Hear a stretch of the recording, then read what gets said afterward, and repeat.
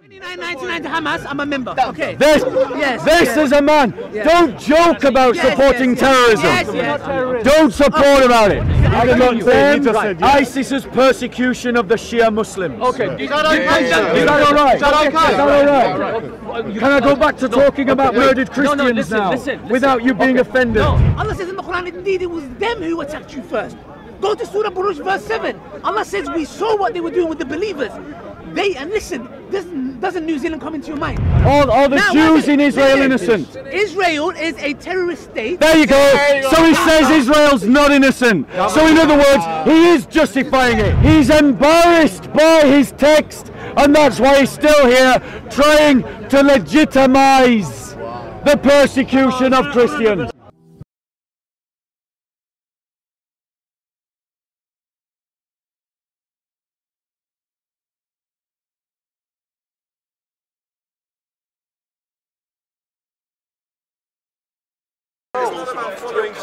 It is about following Jesus. So show me a bishop who preaches that.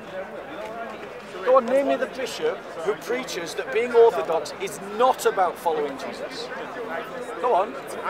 Which bishop? 1 second. Which bishop? Oh, become shy. You've got no claim to orthodoxy. You have no claim to orthodoxy.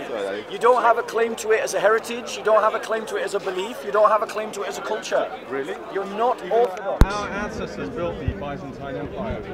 No. My ancestors. My ancestors. Are you saying? Are you Greek? Are you saying? It's about ethnic identity. There you go. He says that being Christian is about an ethnic identity, in complete contradiction to what Christianity actually teaches. 1 second, I'm not talking to you right now. Christianity teaches that there is no ethnicity. When you become a Christian, you join a new ethnic group, the Christians. It has got nothing to do with being Greek, and it has got nothing to do with being Russian. You have I'm not talking to you right now. I'm not talking to you. You have no claim to Orthodox heritage. It's got nothing to do with ethnicity. That is the kind of illogical teaching. Shall I tell you what the Bible says? The Bible says, are you listening? The Bible says, bro. Right, I'll talk to him off camera. Let him be off camera. JC, let him be off camera. I'll talk you off camera. Being Christian, this is what the Bible says. There is no Greek and no Jew. They're one in Jesus Christ. So what it says is there is no Greek. Are you Greek or Orthodox? Tell me, which are you? Which are you? Greek or Orthodox? Right, but the scriptures say there is no Greek or Jew. All are one in Jesus Christ. Being a Christian has got nothing to do with ethnicity. You have no claim to Hagia Sophia. None. It was built by Christians. Those were my ancestors, not yours. Those were my people, not yours. You've got nothing to do with Orthodox heritage. Show me the bishop that says being Orthodox is not about following Jesus. Show me. I've been in the Metropolitan Cathedral in Athens. When they give the Passover message, they give it in every language of the world. So what's it got to do with being Greek? Nothing. Because the message of the Christian people is Catholic. The message of the Christian people is for Arabs. The message of the Christian people is for Greeks. It's for Russians. It's for Serbs. It's for Hispanics. It's for Indonesians. It's for Syrians. It's for Malaysians. It's for Chinese. Being Christian is about joining a different nation, a different citizenship, a different kingdom. And it is not the prerogative. It is not owned by any ethnicity. So it is wrong for Greek nationalists like this man here to claim anything that is Christian as if it is the possession of the Greeks. It isn't. It doesn't belong to the Greeks. The Greeks belong to the church, and it is the church that owns orthodoxy, and that orthodoxy can be shared with anyone from any race. You don't have any claim to Orthodox heritage, and you should stop going around the park saying that you do, because Christianity has nothing to do with ethno-nationalism. Christianity is for all ethnicities. The million migrants coming to the UK. The church is what I'm talking about. You're changing the subject completely. Yeah, but I'm asking. What I'm saying is I have no problem with 10 million African Christians coming to Europe because they have more in common with me as a Christian than an ethno-nationalist like this brother here. Quick question, why does no, don't bring it to me. Don't put her on camera. She doesn't want to put her on. What I'm saying, so the question is, why does someone have to have something in common to come here? I'm not saying that, sister. The question was, do I have a problem with people from different parts of the world coming here?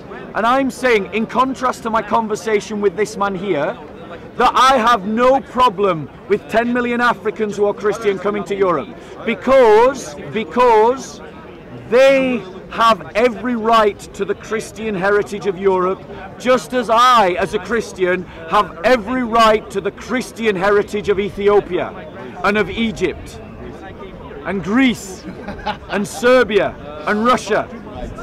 Christianity has a telos, a point, a fixed point that all Christians are trying to move towards. And as we move towards that telos, we come closer together. We become more like one another. And that's the way that Christianity works, which is why it is supra-ethnic. It is above ethnicity. It's why it is super-class. It is above your class and status in society. It is above nationalism, because it is above any nationality. You're right, brother. It is a new form of nationality that brings people together from different races and different countries, united in a common identity, with a common history, a common set of values and a common set of beliefs. Yes, sister? I feel like that's the problem, not seeing things like everyone tries to put down the struggles. Yeah, it's a very fair question. I'm going to repeat it. Correct me if I misrepresent your question.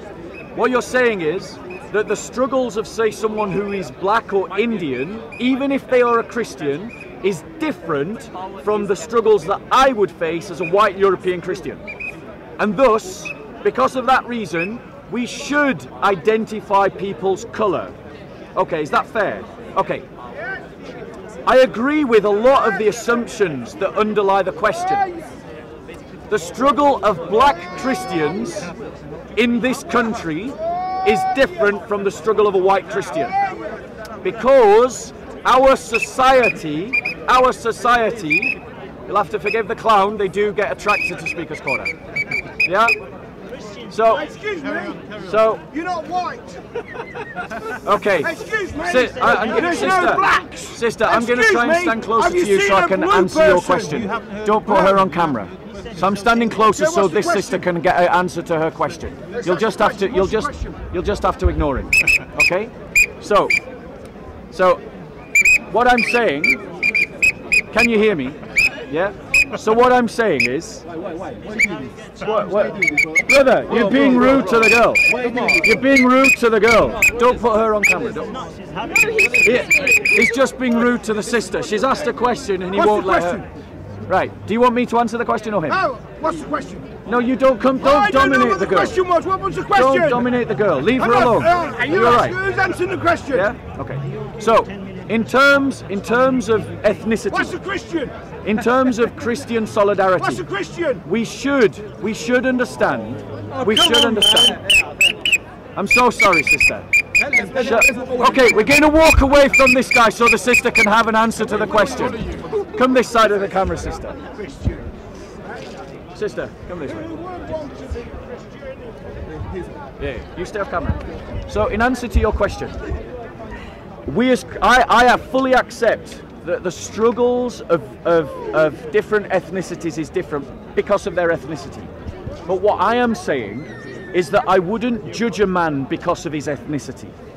I wouldn't say that someone who is, say, black, yeah, is less than me because I'm white. And that's what I mean when I say that Christian identity is above ethnicity. It's a way of saying that we're all equal and that matters of the colour of our skin are not important.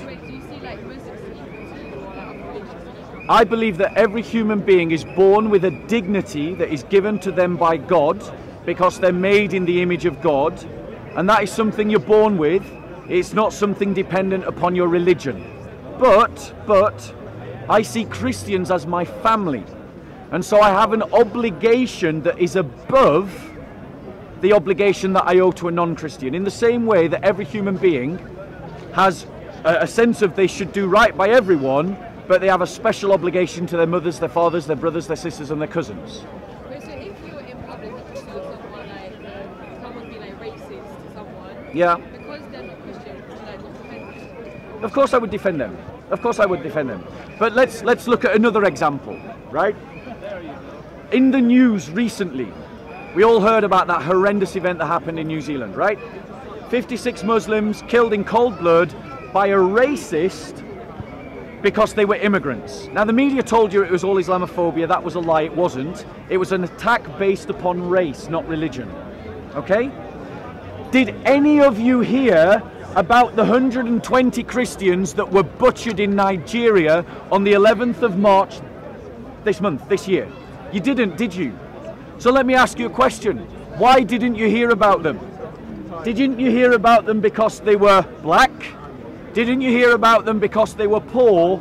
Or didn't you hear about them because they were Christian? The media always talks about the horrendousness and the wrongness of racism.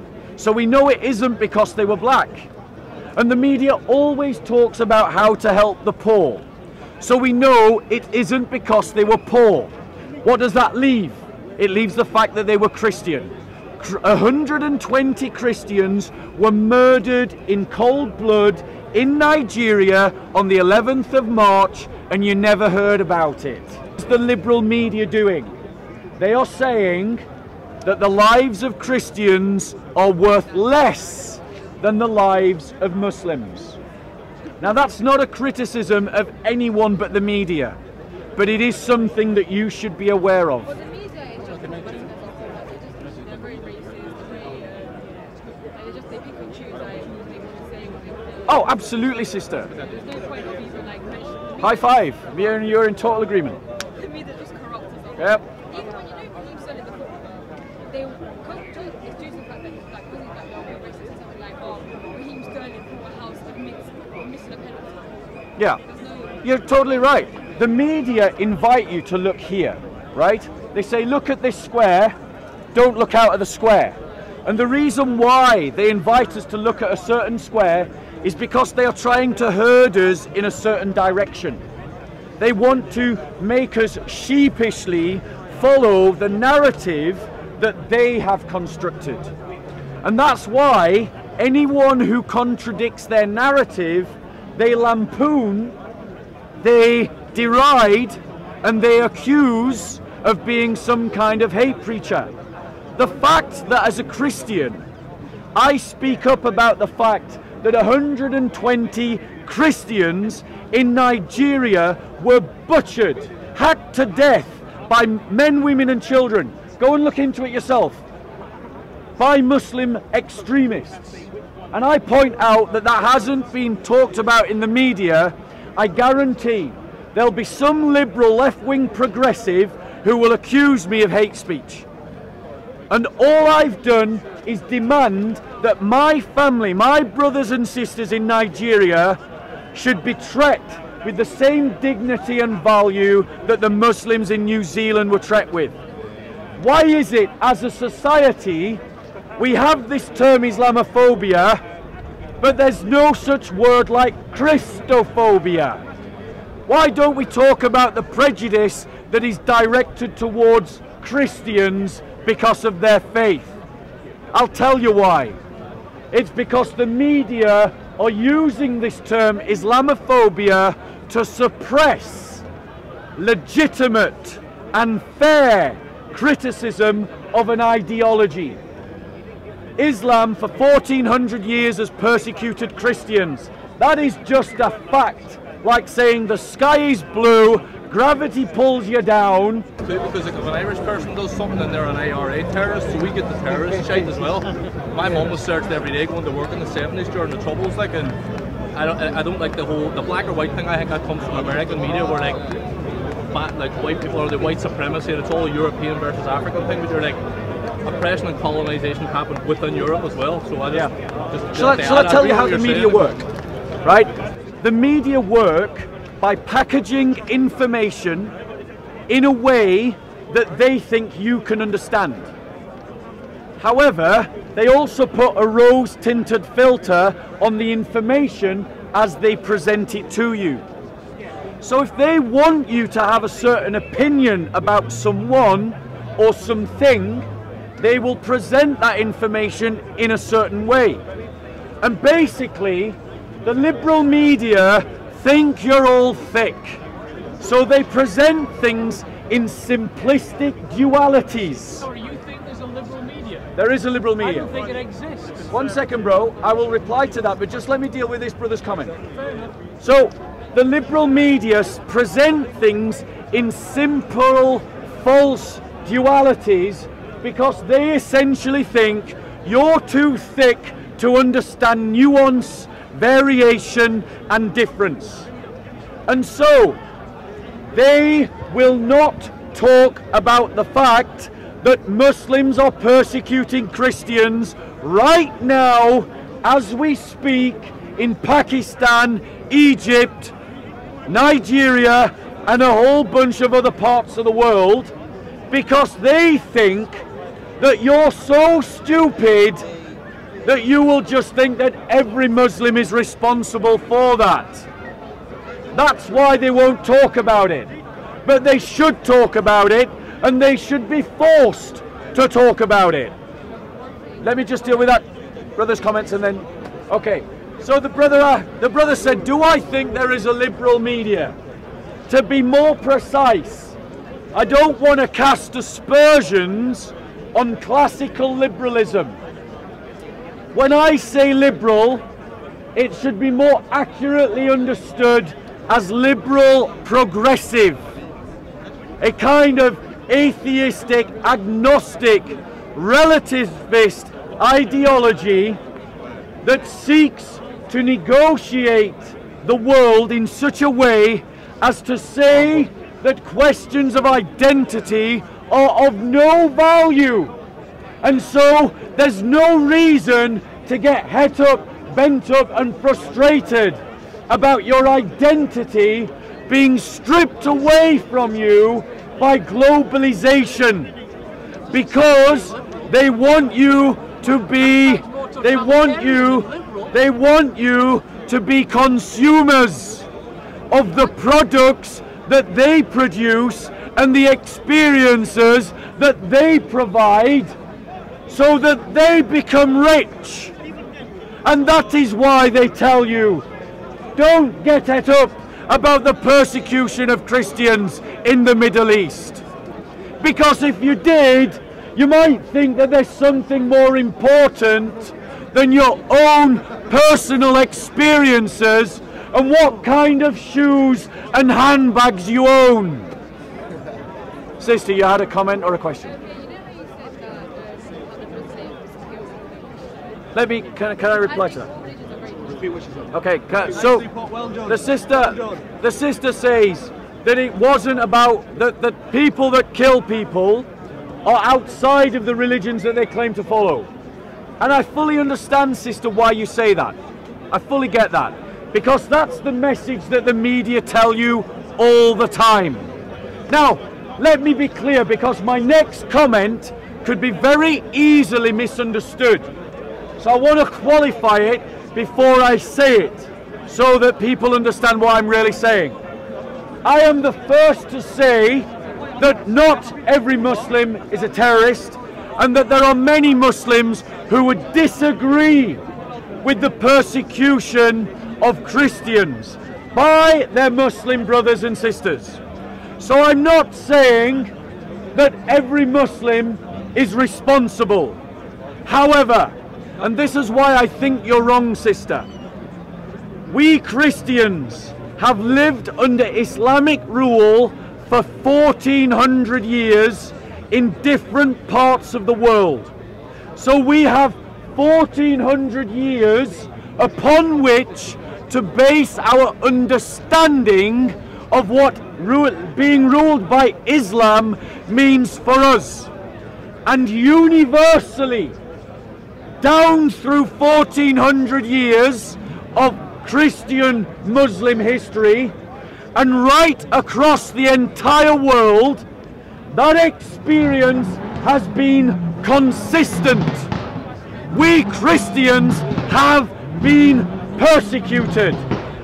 So whilst not every Muslim is responsible for that, it is fair to say that those Muslims, those particular Muslims, let's say that 3% that do persecute Christians are doing so because something in Islam legitimizes that. And before you contradict me, sister, I invite you, you can contradict me, but I invite you, when you go away, to look up the plight of the Coptic Christians, to look up the plight of the Pakistani Christians, to go and look at the plight of the Nigerian Christians, to go and look at the plight of the Christians in Eastern Europe under the Ottoman Empire, to go and look at the plight of the Christians who lived under Islam in the Abbasid Spain, to go and look at the plight of Christians in Tunisia today, in Palestine today, in Egypt today, in Nigeria today, in Morocco today, in Lebanon today, in Pakistan today, in Syria today, in Jordan today, in Saudi Arabia today, in Chad today, in South Sudan today, in North Sudan today, in Somalia today, in Malaysia today, in Indonesia today, in many parts of the world. You're not ashamed.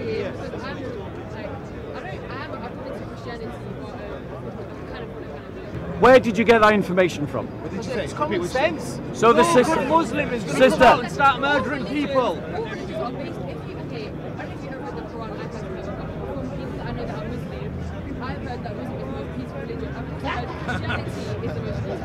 Exactly, they are. So why are they killing every day? Because you get assholes who are mentally ill. Sister, that's all it is. Sister,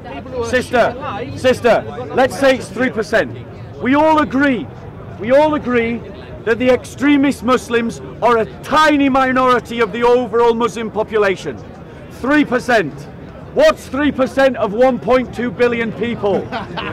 That's 40 million people. Yes. That's a problem. Very much. That's a problem.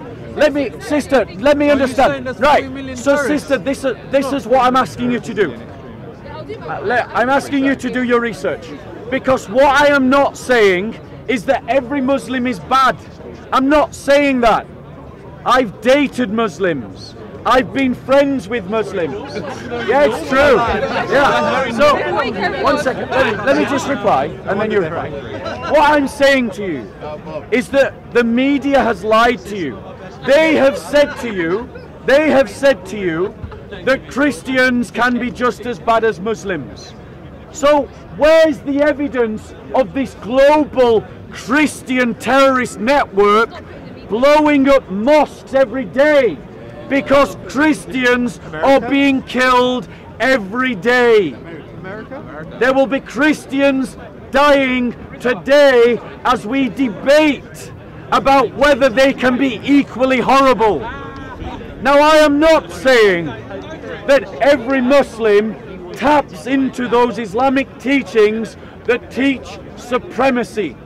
Most Muslims don't. But the fact is, it is there in the Qur'an. Did you know? In the Qur'an it teaches that I, as a Christian in an Islamic society, should be humiliated. Thank you for asking. I'll show you. Oh, I can't. To be humiliated. that don't know your own I've history. been friends with Muslims and dated You don't know your own Muslims. history. It's not really an argument because it's like a racist person saying, about I what's can't going be racist, I on have a black today. friend. If I say the N-word, I'm racist, so I'm racist. Okay. Does that make sense? Yeah, I get your No, argument. I'm not okay, I'm not educated at all. I'm talking with no education behind You're doing fine, sister. You're doing fine. You're doing perfectly fine. The sister's made a lot of very good points. Sister, what I'm inviting you to do, I'll do research. yeah, what I'm inviting you to do, and I invite all of you who are skeptical of my words to do the same, because I understand why you're skeptical. Everything that the society tells you that I'm wrong. Everything you hear on the radio tells you that I'm wrong. Everything you see on TV tells you that I'm wrong. So I invite you, sister, to go away and to speak to Coptic Christians, to go away and to speak to Pakistani Christians that will contradict the lies that you have been told by the media. By contrast, sister, by contrast, sister, by contrast, sister, by contrast, sister, by contrast, sister, by contrast, sister, the man by contrast, sister, this man is a man, this man is misrepresenting what happened in New Zealand. What happened? What happened? What happened in New Zealand was a racist attack by an ideologue committed to racism. It was racist. And it should be condemned. Okay. But you shamefully are using that attack to push a different agenda that is not connected to reality. When ISIS carry attacks out, do you condemn it? This is from your religion, and now you're Does upset. ISIS? You are a. Does ISIS? Yes. Does ISIS kill Christians because they're Christian? Yes, they do. Yes, they do. Yes, they do. Yeah. Did the Ottoman Empire kill Christians because they were Christian? No. Right. No. Yes, they did. Go and speak to the Orthodox Christians. Just get a book and I'll live with you. Brother, you're Orthodox, right? Tell me. I'm Orthodox. I'm Orthodox. This brother is an Orthodox Christian. Yes. Right. Did the Ottoman Turks persecute Christians in Eastern Europe because of their faith? Yes, and if you walked down the road and a Muslim came towards you, you had to cross the road. You had to wear a coat examples. with a belt. And you had to wear a this belt. guy? If you opened the shop, Who are you, you Ali? had to be underground so that the Turk could look down upon you. It was humiliation and taxes, and these are liars. That's what the Ottoman Turks did to the Christians. Now ask me. No, this is One second. Ali Dawa. Get ready. Ali Dawa. Were the Ottomans? Was the Ottoman Caliphate an Islamic Caliphate? Yes. Yes. Thank you very much. So ISIS, which he says was not Islamic, did the same as the Ottoman Turks, which was Islamic, and they both did the same. No problem. Can I talk? Can I talk? Yeah, of course you can. Did they commit genocide to the Armenians before we go away? Did they commit genocide to the Pontians? Calm down, Uncle. Did they Did commit they? Ali, genocide? how many Christians died in the Armenian massacres? How many? 1.2 million. Wait, everyone's doing a war right now. Yes. Are you finished? Because this is the truth and they won't answer it. It's called diversion. Diversion. Okay, 1 second. One second. Sister, 1 second. 1 second, sister, 1 second. Yeah. Firstly, if he needs to allow me to talk. Okay, if a Muslim went into a church with a gun, automatic, with a camera, and start shooting Christians, bang, bang, bang, bang, bang, bang, bang. And if I came to the park and said that was racism, what would these guys say?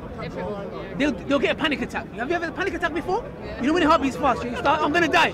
Yeah? Lying. They don't get a panic attack. Lying. They'll say, This is called diversion. wait 1 second. Yes, If the Muslims lying. shout Let Allah Akbar, me speak. then you know he's Well, killing the one- Let him religion. speak for a few minutes. Let him speak for a few minutes, and then we'll reply. Give me justice, yeah? Okay, you've made claims. Let's address it. Their son. What are you pointing in my eye? Where's Bobby's son? Alright, focus on what you're saying, or go away, bro. You're biting the conversation, bro. So now, 1 second, yeah? Sister, The I'd question invite you I to need look up the ask term janissary. you this. 1 second. Look up the term janissary. Now, Ottoman Empire. any Muslim, do we agree that there's bad and good Muslims? Yeah. Is there bad and good Christians? Yes. And we found out, yeah? Yes. Bad and good Jews? Yes. Bad and good Hindus? Yes. Okay, good. We're all in agreement. Well done, agreement. Borat. Well done, Borat. Ottoman Empire, I don't know history. Have they done maybe some atrocities? Maybe they have. You just said they didn't. You said earlier they didn't. When they said That's what you said? I accepted they're the caliphate. You said You said they didn't persecute Christians because they were Christian. That's specific. We need to give me evidence to that, yeah? That's I'm going to. I've got it right here. So, got it right here. The question that we need to ask is the following, yeah? Okay, atrocities towards the Muslims has been done by the Christians, and the Muslims have done it to the Christians as well. Sorry, which Christians? Which Christians? When did Christians commit atrocities? Lord's Resistance Army in Central Africa. They're not. They're the not. Lord's Resistance Army. The Lord's Resistance Army. The Lord's Resistance Army was not Christian. The KK are not Christian. They're ethno-nationalists. They're ethno-nationalists. They're ethno-nationalists. So we can both agree that there's bad and good Christians, yeah, and Muslims, yeah. So now. No, 1 second. Well, 1 second. We agree. I have already said this.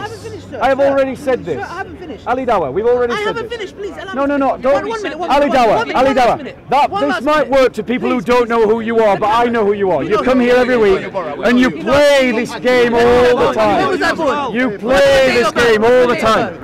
He says there's no evidence of why Muslims fight Christians. I'll give it to you. I haven't finished. It was narrated by Abu Hurairah that the Messenger of Allah, I have been commanded to fight the people until they say La ilaha illallah. If they say it, then their blood. I don't speak Arabic. I don't speak. You're doing good. If you accept Islam, it's good. Ali, jokes aside, bro. Jokes aside. Jokes aside. Your revision of history. The Ottoman Caliphate, you have already accepted, was Islamic. They kidnapped Christian children, they converted them to Islam. These were called Janissaries. Now, apparently, notice the denial. Notice the denial. So all of you can now go away. Can anyone Google it right now? Google the word Janissaries. He says apparently. Because what you don't know about Ali Dawah is he is an apologist for the very terrorists that you all condemn. He is an apologist for Islamists. That's what he is an apologist for. I'm a Muslimist. Do you condemn the terrorists who are attacking Israel? Which terrorists? Hamas, Hezbollah, Islamic Jihad. Do you condemn them? Hamas, yeah. One second. He caught me, yeah? Okay, he caught me. Do you condemn them? Yes. One second. I condemn anybody that takes innocent human lives. 100%. Yeah, good. So do I. Thank you. Yeah, everybody. Yeah, we're all condemning that. All the Jews in Israel innocent. Israel is a terrorist state. There you go.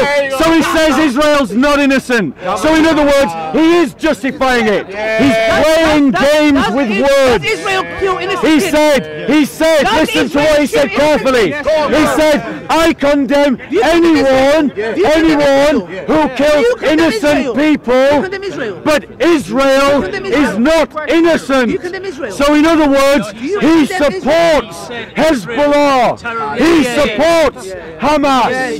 Do not be fooled by this man. Don't be fooled by him. 29.99 to Hamas. I'm a member. Okay. This is a man. Don't joke about supporting terrorism. Don't support about it. Can I ask you? This is a man who said. Who talks about masturbating over babies. He's on camera. He's on record. This is a man. Prove it. This is a man. Can you prove it? This is a man who endangered 2 innocent families so he could be famous. He went around trying to dox Tommy Robinson and endangered 2 innocent families. Do not be fooled by his wit and humour. He may be funny, but he is an apologist for terrorism and Islamism. Can I speak now? Yeah, of course you can. Thank you. No problem. I endangered 2 family lives. Yes, you did. I was on the front. Are you embarrassed by that, Ali? No problem. No problem. Are you embarrassed by it? You talk. Are you embarrassed? You spoke. I'm under more oppression. I'm under oppression. What? Listen, Bob, yeah? When I come here, your face and your temperature changes, yeah? Not really. Rightly so. Let me tell Not you really. That, Not because really. you know, these are look ad hominems, yeah? Personal attacks, yeah? Oh, you went and said that you should ejaculate over. Where? Are they true? Where? Are they true? Prove it. So you're denying it? Prove it. Are you denying that you tried to dox Tommy Robinson? Prove it. Are you denying it? One second. Deny it. Deny it. Deny it. Can I speak? Deny that you tried to dox Tommy Robinson. Conversation's becoming about you two just cussing each other. One second. Allow me to talk. If you come, it shows you're just weak. You can't handle it. If I said Tommy Robinson's address, why did he go after some white lady? Let me listen to him. Why did he go after a white lady? Listen to him. No, there's no I'm need. trying to It's simple. Yeah, there is. No. I don't want to divert the topic. Let's go back to it, yeah? He's saying the Ottoman Empire, very bad, etc. No problem, yeah? Yes. Let's go to history. Chief Rabbi of Edirne. Where is Edirne? In Turkey. Turkey. Keep going. Okay. Isaac Zafarti. Listen to what he says, yeah? Okay. These are the people who come and say, you impose jizya on us, yeah, we don't want to pay. Look what somebody who lived under the Islamic rule says. Yes. Did you ever live in Islamic rule? Thankfully, no. Go to the Turkish I've got plenty of brothers and sisters that have, though, and still are. Thankfully, no. But let's see the one who lived. Yes, let's hear your selective quote. Come on. Your selective quote. If I said to you guys, if I said to you guys, BMW is a very nice car, and you said to me, have you ever driven one? I said no. You would take it from a person who's driven the car, right? Yes? Yeah. Okay, so let's go to somebody who's lived under Islamic rule. Media, Here, look at this box, ignore that one. Listen to this, but ignore that. Here in the land, is there any Muslim? Are you Muslim? Please record it because he's not going to put this up. I know this guy, yeah? He's going to go and delete No, don't lie. Don't lie. You're lying. Why are you lying? You're lying all the time. You're lying. Here in the land of the You're lying. Listen carefully. Here in the land. No, let him give his selective quote. Let him give his selective quote. This is a Jewish Rabbi. Here in the land of the Turks, we have nothing to complain of. We possess great fortunes. Look at this man. You need to yeah, because obviously he's going to criticize the people that have control over life over there. Much gold and silver are in our hands. We are not oppressed with heavy taxes, and our commerce is free and unhindered. Rich are the fruits of the earth. Everything is cheap, and every one of us lives in peace. Peace? That's why you're supposed to be getting killed. Well, anyways, go and talk to the Orthodox Christians of the East. 1400 years of war. Let me finish. In peace and freedom. Here the Jews is not compelled to wear a yellow hat as a badge of shame. Yes? Okay. As in the case of Germany, where even wealth and great fortune are cursed for a Jew because he therewith arouses jealousy among the Christians, and they devise all kinds of slander against him to rob him of his gold. This is a Jewish man living in an Islamic state. Yeah? Yep. So one second, let me get this right. I swear we're supposed to persecute you and kill you, and which you did. Where's the Orthodox guy gone? Right. He's gone. So when he ready, he thought I need to get out of here. No, he didn't. No, he didn't. So let's just deal with his point. He's raised a point. Yes. He's quoted selectively. I believe it.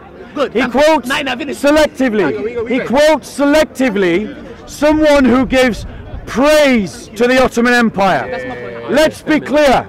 Do you think that if he was critical of an intolerant state, that intolerant state would allow him to make public criticism? Do you think that a state that has no tolerance would allow someone to criticize it? If you think I am lying, as Ali Dawa does, a man who at the very start said he doesn't know history. Well, I do know history. I invite you to look up the Janissaries, to look up the fact that Muslim jihadis would go into Christian villages, and if they could not pay the jizya tax, as payment, they would take the children from them. take them to the east, forcibly convert them to Islam, and I would be the first to say that that bit was un-Islamic, and then they would send those children back to wage war against their own fathers, mothers, brothers and sisters. That is also true. Ali Dawah is playing the same media trick that the media play.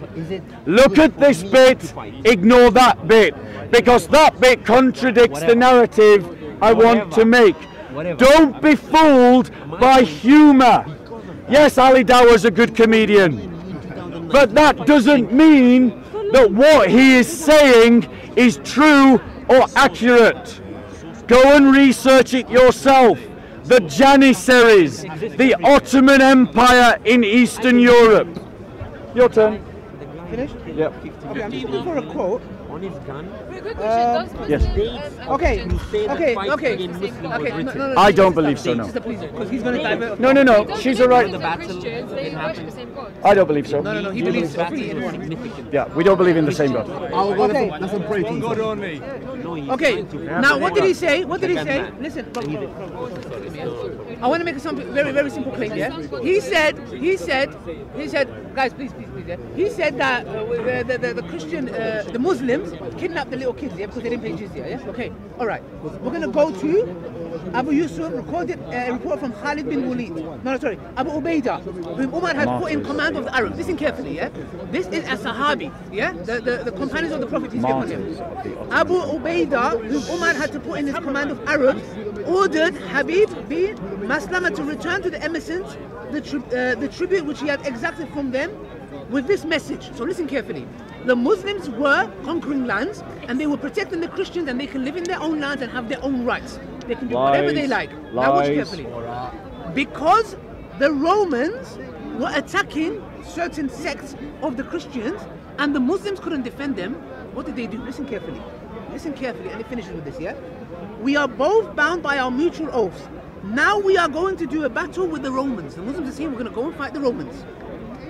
If we return, yes, this tribute is ours. So the jizya that they pay, they say this tribute is ours.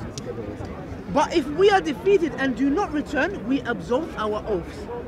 So they left emissary for Damascus, and the Emir Abu Ubaidah ordered Sa'id bin Khultum to return to the tribute of the Damascus, likewise to them. So he's giving the money and saying the following: the reason we take this money is to protect you.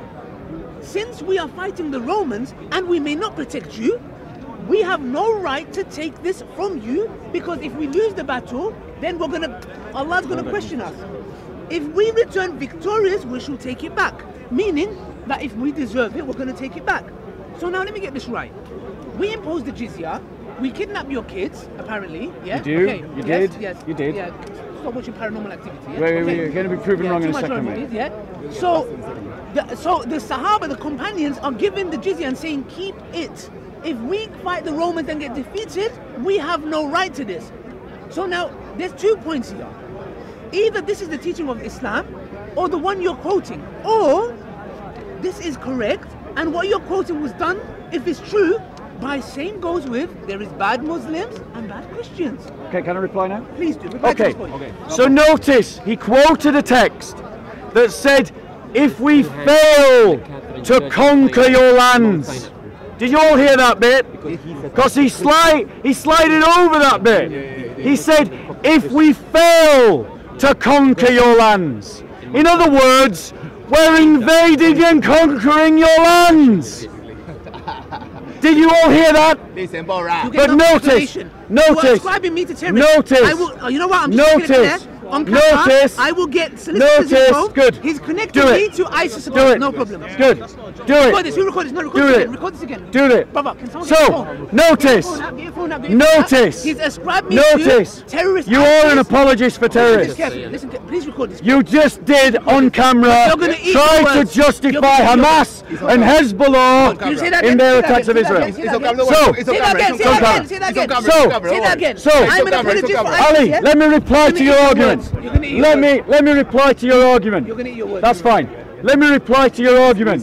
So, he said that it was a lie that the Ottoman Empire was killing Christians. So let the Orthodox Christians speak for themselves.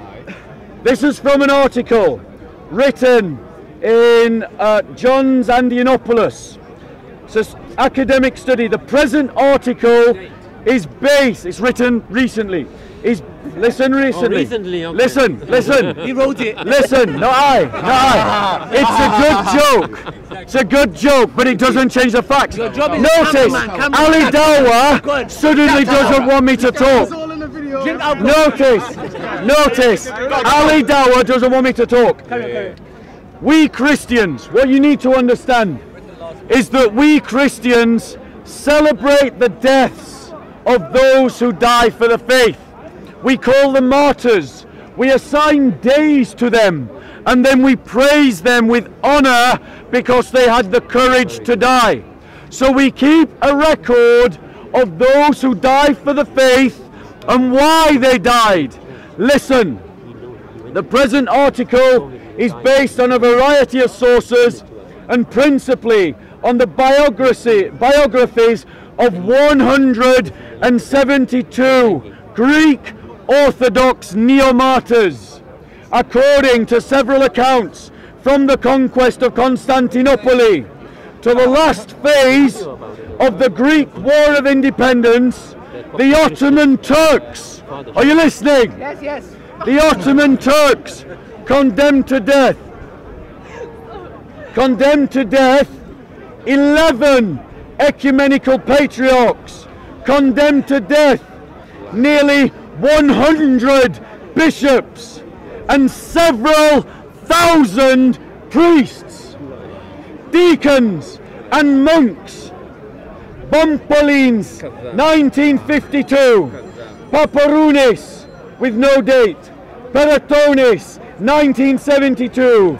Pocaville, 1824. These are his sources. These are his sources. Why are you embarrassed about the Ottoman Turks all of a sudden? Why are you embarrassed? Are you a commentator? You're not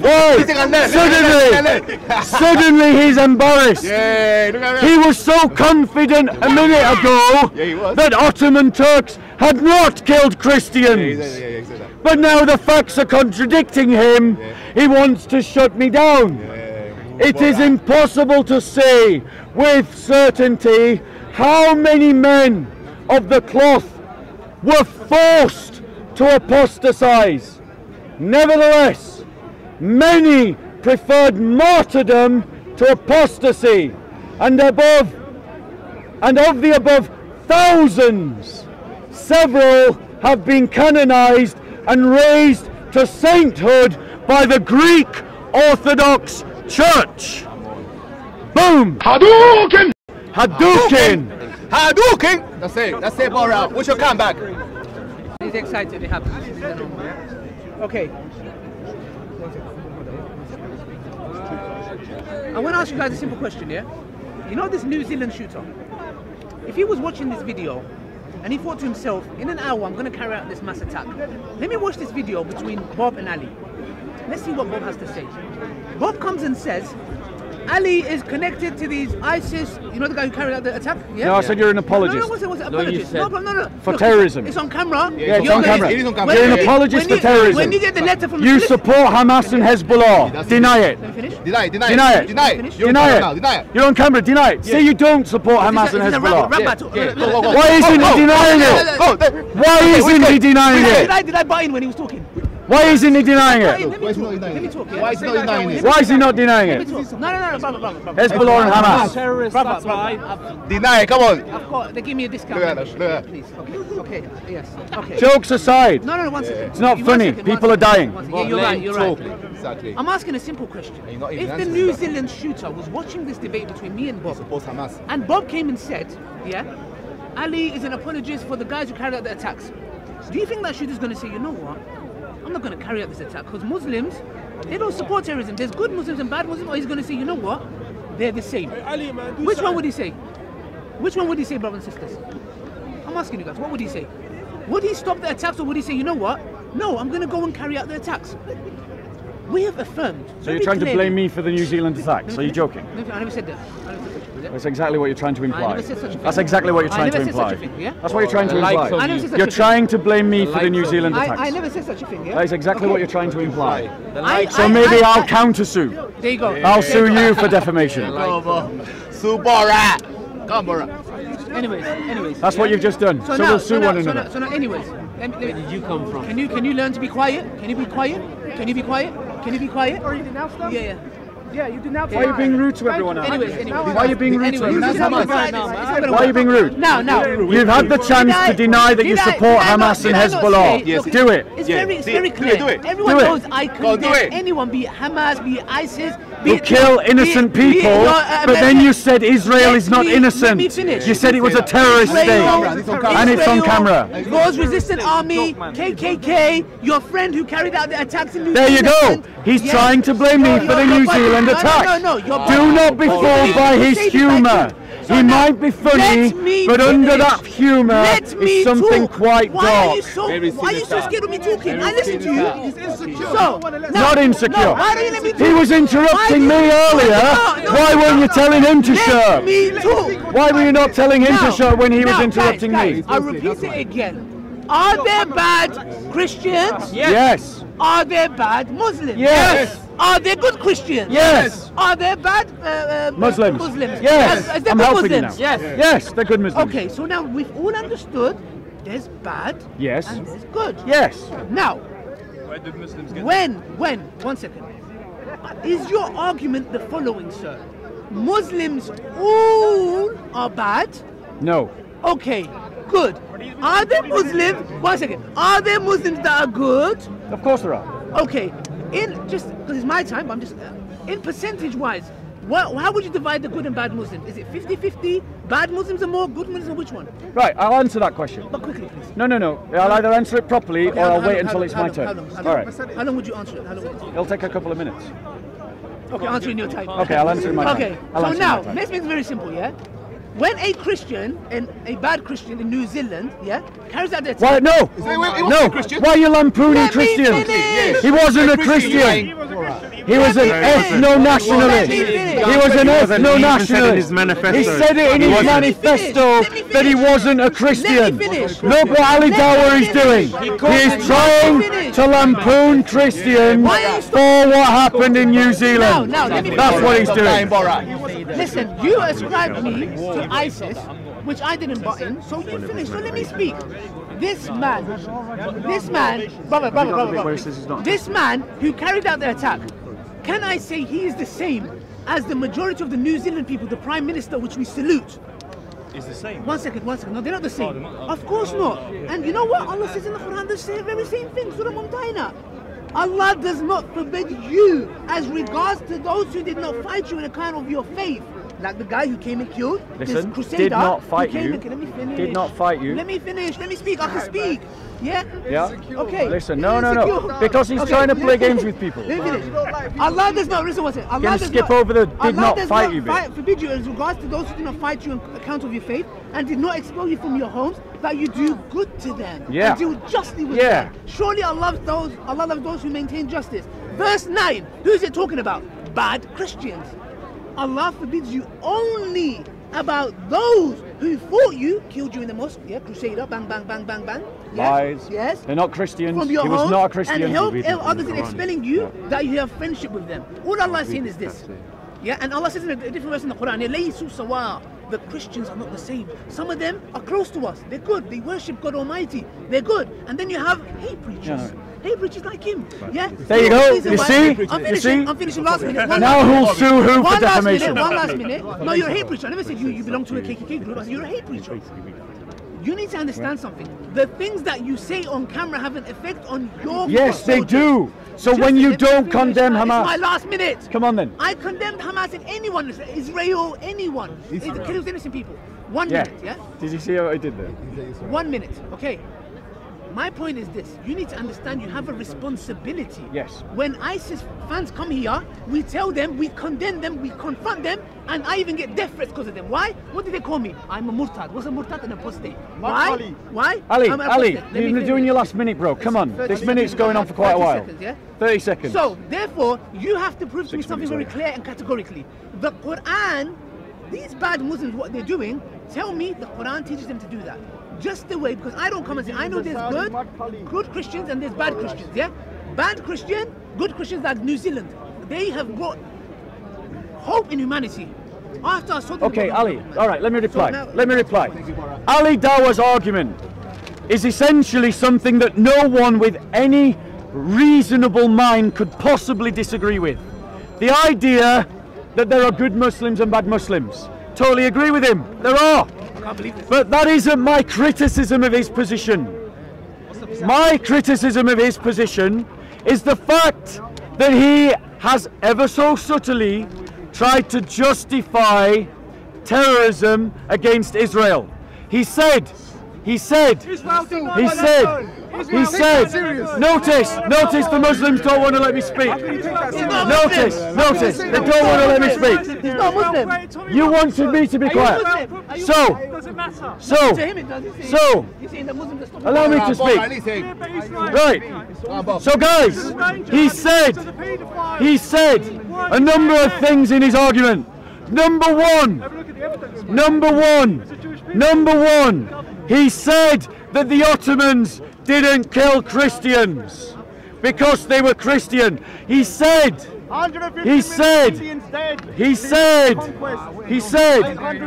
guys, I will have my say. I will have my say. Let him talk. I will have my say. 150 million. I will have my say, Raj.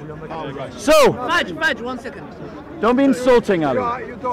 Don't be insulting. Don't be rude, Ali. He deserves it. No, he doesn't deserve He deserves it. No, he doesn't. Are you going to make me Okay, so let's be clear. Ali Dawa said, he quoted a verse in the Quran saying that those that do not fight you, do justice to them. But if you remember earlier in the conversation, he quoted a Muslim leader saying that if we were not successful in conquering your land, we will not do these things.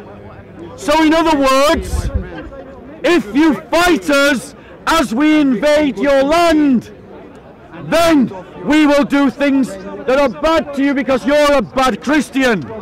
But what kind of people would not fight an invading force? The Ottomans invaded Christian lands in Eastern Europe. The Abbasids invaded Christian lands in Spain. And the Christians fought them. And they fought them. Notice the interruption. He wasn't interrupting while Ali was speaking. He's right. No, don't do that. So, Ali then went on to say that after the Christians had invaded those lands, that those that fight the Muslims are bad Christians. So in other words, any Christian who defended his family, his village and his children was a bad Christian. The only good Christian to Ali Dawa is a doormat Christian. So, let's look at an example. Let's look at an example of what the Christians did. In the metropolitan of Corinth, Zacharias, a Christian, was executed in 1684. He was accused of maintaining a correspondence with the Venetians. At his trial, Zacharias insisted that he was innocent of the accusation, but the Turkish Ottomans beat him. He was offered pardon on the condition he apostatized and accepted Islam. In other words, we're going to kill you, but if you don't, if you accept Islam, you can live. In any right-thinking mind, that is an attempt at forced conversion. He was offered pardon on the condition that he would apostatize to Islam. When the Metropolitan, that's a Christian way of saying bishop or Christian leader, when the Metropolitan refused, the judge condemned him to death by torture. Thousands of this park have come to Islam. The source of Delahai, page 704. There are 15 more neo-martyrs in this category, as long as you did. Stop complaining. The brother behind to go and look at the tens of thousands of Muslims who've embraced Islam in Saudi Arabia. Sorry, Christianity. Yeah. It's been a long day. All I'm saying, to be clear, no, I've got water, thank you. To be clear, no, not really. You endangered 2 innocent families. Don't pretend. Yeah, you're laughing about the fact you endangered 2 innocent. You're laughing about the fact you endangered 2 innocent families. Those families needed police cars outside of their door because of you, and now you're making a joke about it. Don't be fooled by his comedy. He might be funny, but it is just a front. Only you and your cameraman. No. To be clear, Ali Dawah is right. There are good Muslims and bad Muslims. But the question that I am posing to all of you is why, over 1400 years of Islamic caliphates, the universal experience of Christians is one of persecution under those Islamic caliphates. Why is it that the bad Muslims, as Ali Dawah would have them, are the ones that always seem to make the rules? I'll tell you why. It's because the rules prescribe the persecution of Christians, as we heard the Orthodox brother say so. Your turn. It's nearly Monday. Okay. The thing is, what did I ask him, yeah? I said, can you please, because if we both agree there's good Muslims and bad Muslims, good Christians and bad Christians, then everything that you're quoting is like me coming and saying, the Christians in Africa, Lord's Resistance Army came and killed 300 Muslims, the KKK, the Crusaders, this person, that person. You know why I don't do that? This is the difference between me and you. You know why? Because I know that battles happen between the Christians and the Jews. I mean the Christians and the Muslims, yeah? So my argument is this, listen carefully guys, look at the difference between him and me. Have you heard me quote, these Christians in history did this? I didn't say these Muslims. 1 second, let me finish. I said Islam. Let me finish? Don't misrepresent me. Have you heard me say... Don't misrepresent me. Okay, sorry. I talked about Islam. No problem, you clarified it. We've already agreed there are good Muslims and bad Muslims. There's no argument there. So now look, he doesn't realise his point is defeated. He doesn't Not really. Listen to me, yeah? Okay. Guys, please. I'm trying to concentrate here, yeah? Concentration levels are low today, yeah? Clearly. Listen to what I'm saying. Look at the difference between me and him, yeah? And look, this is an end point. If I want, I can come and say the Christians have done, the Crusaders, yeah? They were slaughtering men, women, children like it's happy days. But I would never ascribe that to Christianity. You know why? Because if I did, I'm responsible. You know why? Because I know there's emotional, young, naive, silly Muslims who ascribe to ISIS who will come and say, yes, they did this to our brothers and sisters. This is what happened in Iraq. We have to go and do the same to them. I am responsible. You know why? Because just as the New Zealand shooter, he's claimed to be a Christian, but he's got nothing to do with Christianity. He didn't claim to be a Christian. You lied again. Perfect. He did not claim to be a Christian. Because you're lying, Ali. My point. I didn't stop you. Yes, you did. Yes, you did. Yeah. Until the camera's stop getting a panic attack. Yeah? You're lying, Ali. Listen now. You never claimed to be a Christian. Let me. You see how it hurts them, yeah? But you know what I say? Lying. My God. You know what I say? I say Christianity is free from that. Why? Because if I don't do that, I have a responsibility on my shoulders. I don't go and do that. You know why? Because I can come and say 1 Samuel chapter 15 verse 2 to 3, go to the Amalekites, this is ethics of war. Kill men, women, children, babies and donkey. What did the donkey do? I can come and say that. I can say that. It is a joke. It is a big joke. But I don't come and say, this crusading evil animal... You're lying. That's exactly what you've done in the corner. He has used exactly that argument. Let me finish. He's used exactly that argument at the corner. Continued. Part 2. He has used exactly that argument at the corner. You're lying. That's exactly what you've done I'm here. lying, people see it. Now, Yeah, they will. let me see. We'll do a cast back. I didn't come and say he must have read this verse and therefore carry out this attacks. We both agree. Do you not understand, Bob, how silly you're looking? Not really. We both agree, bad and good Muslims, bad and good Christians. Yes. Everything that you're quoting. So the argument's not about that, is it? Let me finish. So the argument's not about that. Let me finish. We're not talking about that. You're creating a false. Finish. Stop playing the victim. Let me finish. Stop playing the victim. Let me finish. Stop playing the victim. You know why he's hurt? No, he's playing the victim. He's playing the victim. Yeah, I'm the victim. Now, the point is this: if we agree on that premise, then the point is the following: bad Muslims do bad stuff. Bad Christians do bad stuff. But your premise is based on the lie. In New Zealand, they do bad stuff. Yeah. If you want a Christian, then you have no premise. I asked him something very simple. Yeah. I said to him the following: show me where in the Quran it says that you either accept Islam or we kill you. That should be so easy. When I went to Tommy Robinson, yeah, the guy crybaby knocks at everybody's door, but when somebody comes to confront him, he starts crying. Yeah, he couldn't answer it. One, show me a verse that tells us Muslims you have to go to the Christians and the Jews, the Christians and the Jews, and get the sword and say, Bob, accept Islam or we're going to kill you. Show me. Show me. Show me. I'll give you 1 second. Al-Muslim or Hadith al-Bukhari? No, that's talking about the Arab Peninsula. They said to go to the politics, and if the politics don't convert to Islam, they have to be killed. No. People of the book can pay the jizya tax. Sir, let me speak. Right? So therefore, if we both agree on that, what on earth are we debating about? May I reply? Just finish. Okay. Because you've cut me 4 or 5 times.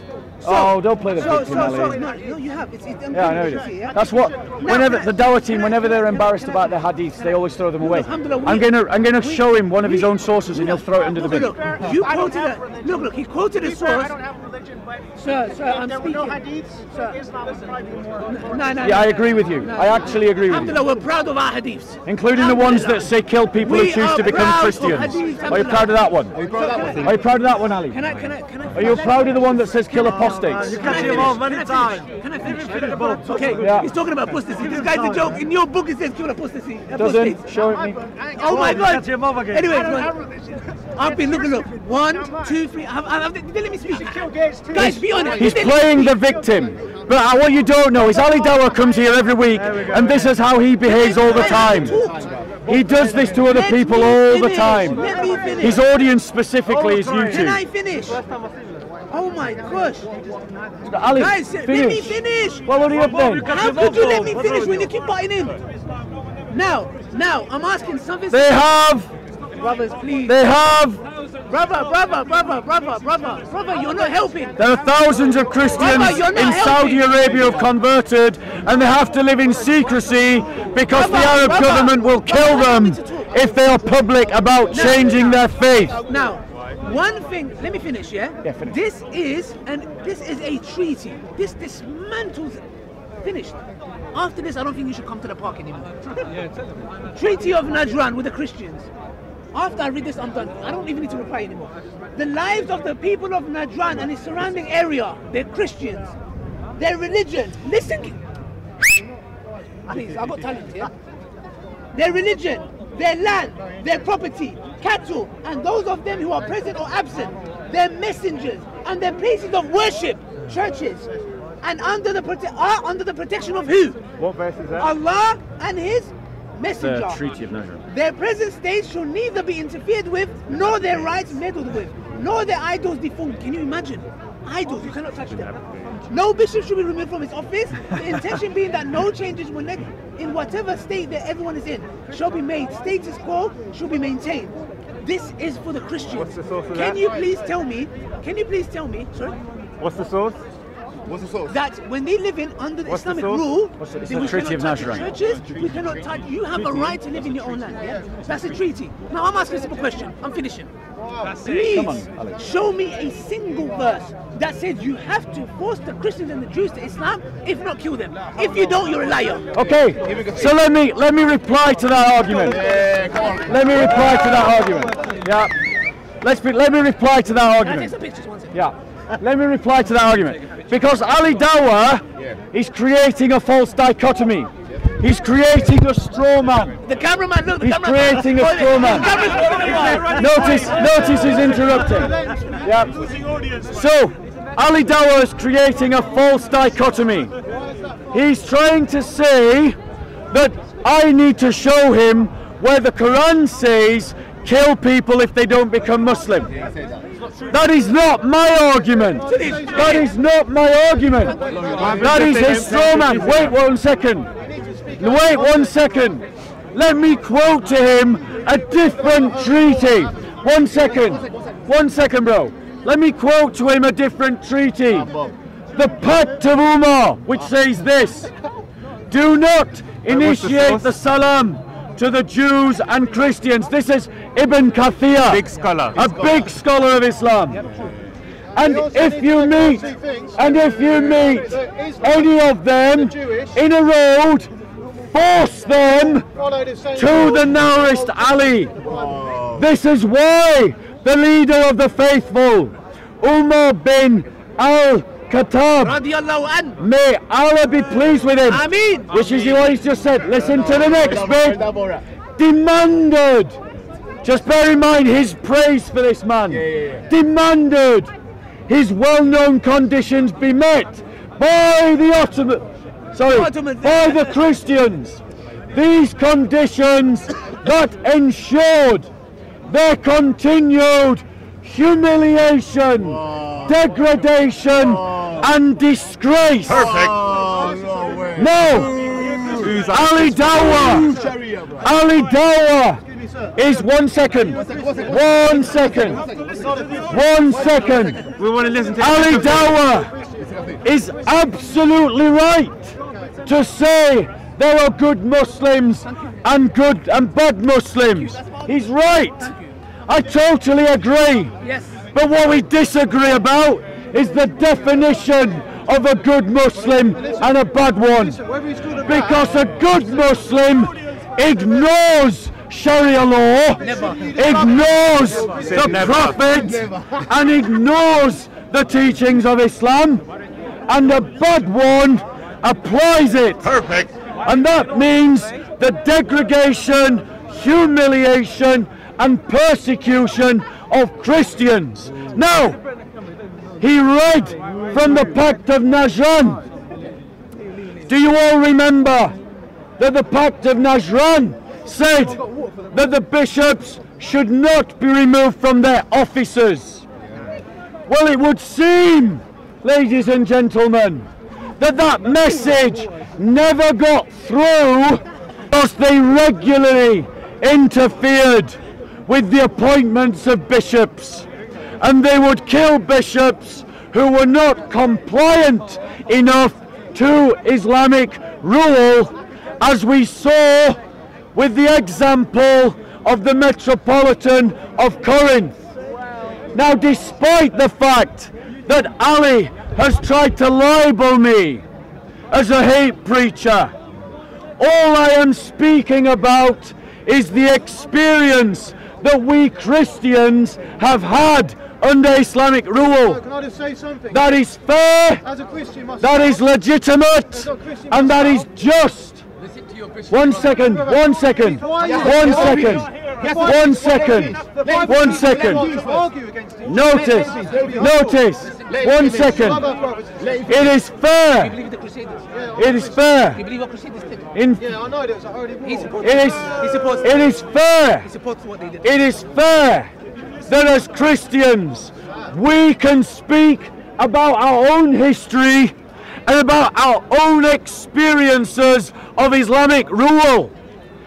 That is not hate speech. That is just knowing what happened in history. If Ali Dawah finds that uncomfortable, perhaps it's time he finds a better God. Because Christians were persecuted not by good Muslims. They were persecuted by the bad Muslims, inspired by the Hadiths and by the Qur'an. And Christianity, by comparison, offers something different. It says that every man, that's all of you here, and even Ali Dawah, has a dignity given to him by God, that he is made in the image of God, and that image is made and gives him dignity apart from his race, apart from his class, apart from his religion. It belongs to him because he is a human being, which means that if I honor the image of God in every human that I meet, then I also honor it in Ali Dawah. By contrast, Islam has no such equivalent concept, which is why in Islam Christians can be humiliated. Remember, he praised the Muslim ruler. He praised him who commanded that Christians should be humiliated, degraded and persecuted. He praised him. Don't be fooled by the humour. Now, he said he didn't want to reply, but he obviously does. There you go. Okay, so like I said before, were you guys listening? What was my last sentence to him? Can you produce a single verse in the Qur'an, in the Hadith, in the Islamic literature? Straw man. Yeah? Call it a straw, it is a strawberry, a blueberry, a raspberry, it's not my critique. Berry you like. That's not my critique. Did I stop him when he was talking? No, fair enough, go on. Okay, now, I asked him a simple question. This is the same question I asked Tommy Robinson when he started crying. You claim there's 113 verses in the Quran that says, kill the infidel wherever you find it. Okay, good. Can you show me a single verse in the Quran, the Hadith, the entire Islamic literature that says, you go to the Christians and the Jews and say, accept Islam or we will kill you? Did he bring the verse? No, I didn't, because that's not my argument. Have you brothers lost your tongue? It's not my argument. Brothers, did he bring the verse? It's not my argument. Why would I bring an argument? Why would I bring a verse to something that's not my argument? Did I stop you when he was talking? It's not my argument. Did I stop you when he was Straw man. Let me talk. Let him hang himself. You better upload this video. Let him hang himself. You better upload this, yeah? Now. Stay on topic. Okay. If he didn't bring that verse, if you came and said to me, Ali, you claim to know how a Ferrari works. Show me this. If I don't, I'm a liar. You did not bring this single verse. What that shows is you're in the same category as Tommy Robinson, a hate preacher. Now, he quoted Umar ibn Khattab, and Umar ibn Khattab said, whenever you see the Jews, it's not about the Christians, the Jews, if they're walking, like push them to the wall. Now, when you hear this, and he goes, I praise them. Of course, I'm going to praise Umar ibn Khattab radiallahu anhu. Why? Which Jews are we talking about here? Islamization. Which Jews are we talking about here? Are you talking about the Jews who broke the treaty and tried to kill the Prophet in 3 attempts, assassinating him? And you're telling me, let me get this right. They tried to assassinate the Prophet. They break the treaty. Yeah? They commit treason and take the side of the pagans. Apologies for Islamization. And what's he upset about? Umar ibn Khattab said, when you're walking past the Jew, this evil Jew, push him towards the wall. Can you imagine this, guys? Imagine this, yeah? Go back to that bit. If somebody came to kill your family members and tried to assassinate you 3 times, and I said to you, when you see him, barge him. No, the Pact of Umar. Are you kidding me? Are you kidding me? Someone's gonna come and try to kill your family, and in return, barge him. And he thinks, oh, I made such a sick point. Fam, you're making points with no context. That's why you're getting dismantled. Bang, bang, bang, you're getting... on the floor. And you're saying this is the reason 11... Oh, you're back now. And you're saying this is the reason 11 Let me finish. Right. Let me finish. He's just hung himself, bro. He's just hung himself. Let me finish. He's just hung himself. Let me finish. Very simple and clear. You did not bring a single verse. You can't bring it because it doesn't exist. You accepted there's bad Muslims and good Muslims, bad Christians and good Christians, yeah? Then that's my argument. Good Christians do good stuff, bad Christians do New Zealand. Good Muslims do good stuff, bad Muslims do London Bridge. Simple as. I don't even need to carry on. Go to Surah Mumtahina verse 8. Finish. Go to Surah... I'm finished. No problem. Go to Surah Tawbah verse 13. Allah says in the Quran, indeed it was them who attacked you first. Go to Surah Buruj verse 7. Allah says we saw what they were doing with the believers. And listen, doesn't New Zealand come into your mind? Allah says in Surah Buruj, we saw what they were doing with the believers. They killed them for no other reason but they said, La ilaha illallah. So, can I reply, Ali? Preaching. Can I reply? So, notice Ali said, he said that the bit about barging people into the road was about Jews. That's what he said, and particular Jews who had tried to kill Muhammad. Let's actually read it again, because he just lied to you. This is what it says. Do not initiate the salam to the Jews and Christians. And if you meet any of them, i.e. Jews and Christians, in the road, force them to the narrowest way. What did the Christians do? So, he lied. What did the Christians do? Nothing. In other words, what he's saying is, if you fight Muslim Islamist attempts to conquer your land, that is why we should persecute you. But listen, the man that he praised, remember, Umar bin al-Khattab. There you go, just on cue. Right? This is what he demanded. He demanded this, that Christians should be humiliated, degraded and disgraced. The bad ones, yes. Let's look at what that means. Okay? We made a condition on ourselves that we will neither erect in our areas a monastery, church, or a sanctuary for a monk, nor restore any place of worship that needs restoration. So Christians under Muslim rule couldn't even repair their building. Bad ones. No, Yeah? he's inserting the bad ones. He's inserting the bad ones, but the fact of the matter is, the pact just says Christians. That's what it says. Let's read some more. Let's read some more. Restoration. For the purpose of enmity against Muslims, we will not prevent any Muslim from resting in our churches, whether they come by day or night. So in other words, if a Muslim was to come to a church, the Christian had to get up and open the door. Do you think a Christian had the same right to demand that of the imam from the mosque? No way. Perfect. Furthermore,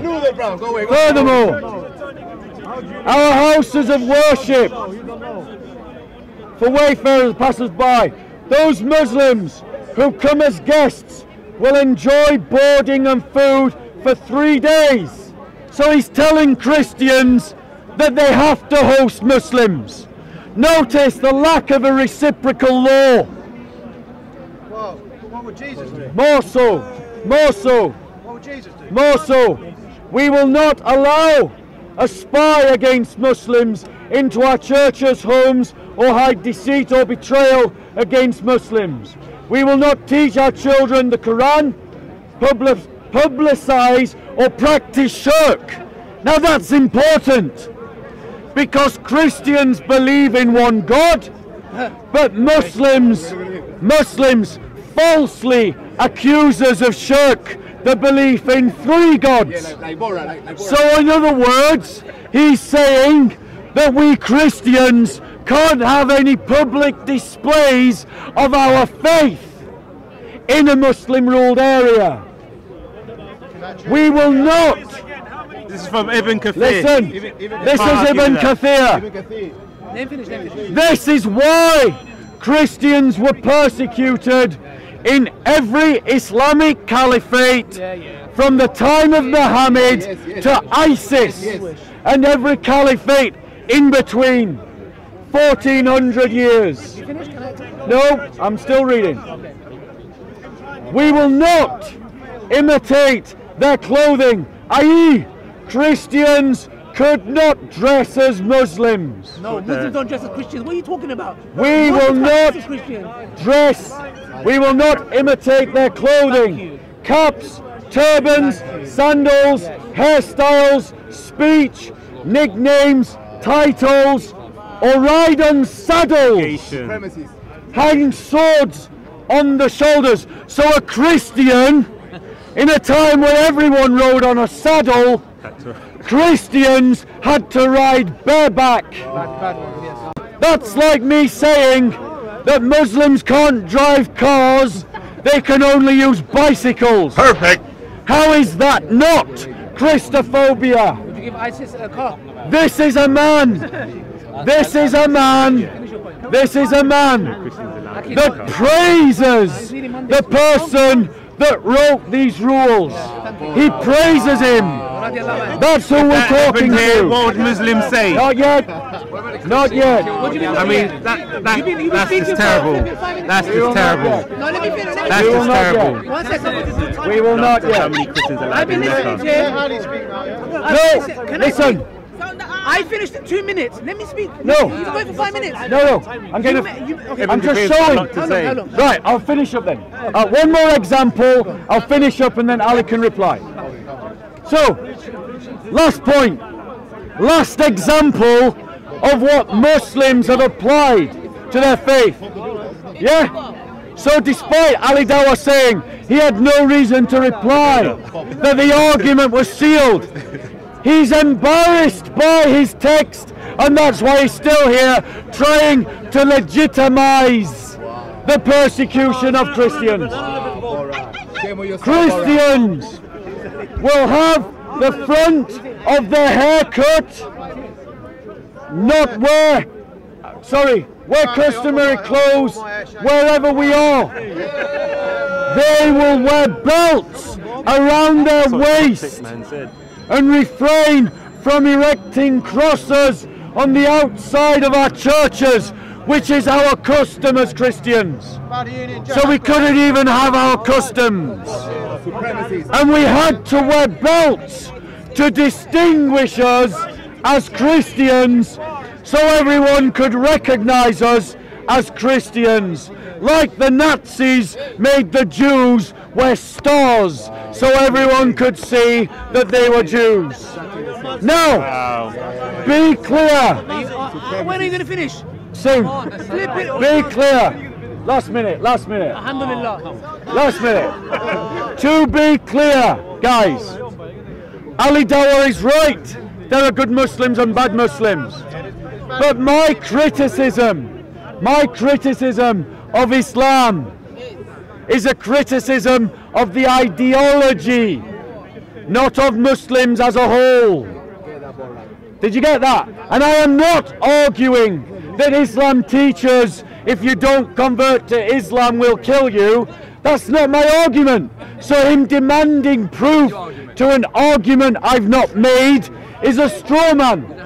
My argument is that Islam has led to the persecution of 1400 years because of the teachings that I have just read out to you. From a man he praised. Case closed. Okay. This is my. No, it isn't. It's rising. Guys, please. Yeah, let's respect. It corresponds to the same rate at which the human race is growing. Get your facts right. You're scaring me when you do that. Okay.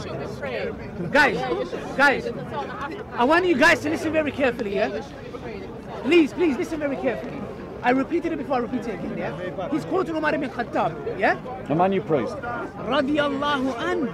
May Allah be pleased with him. How could Allah not be pleased with someone like him? Yeah? Justice. Now, I'm going to ask you guys a very simple question. Please engage with me, yeah? Okay, here, brother. Please, look here. I wonder why I picked the man most likely to agree with him. Okay, now. If I'm wrong, tell me I'm wrong. Allah says in the Qur'an, speak the truth even if it's against yourself. If I see Muhammad Hijab doing something wrong to Bob, I will say, Hijab, you're my brother, I love you, but you're wrong. This is what religion teaches. If I came... He's a great showman, isn't he? If I came and persecuted your mom, I killed your sister, I tried to assassinate you 3 times. And then my dad said, when you walk past, what's your name? Bilal, can I have you come stand here for a second? My dad said, when you walk past Bilal, barge him. Is what I'm doing wrong, bad or good? Bad. It's bad. It's bad. It's bad. After he's killed my mom, my sister, me barging him is wrong. Are you mad? Well, that's Are you mad? It's generic. Because if Tom Robinson says Muslims, they'll say he's classifying. They never made it specific. They never made it specific.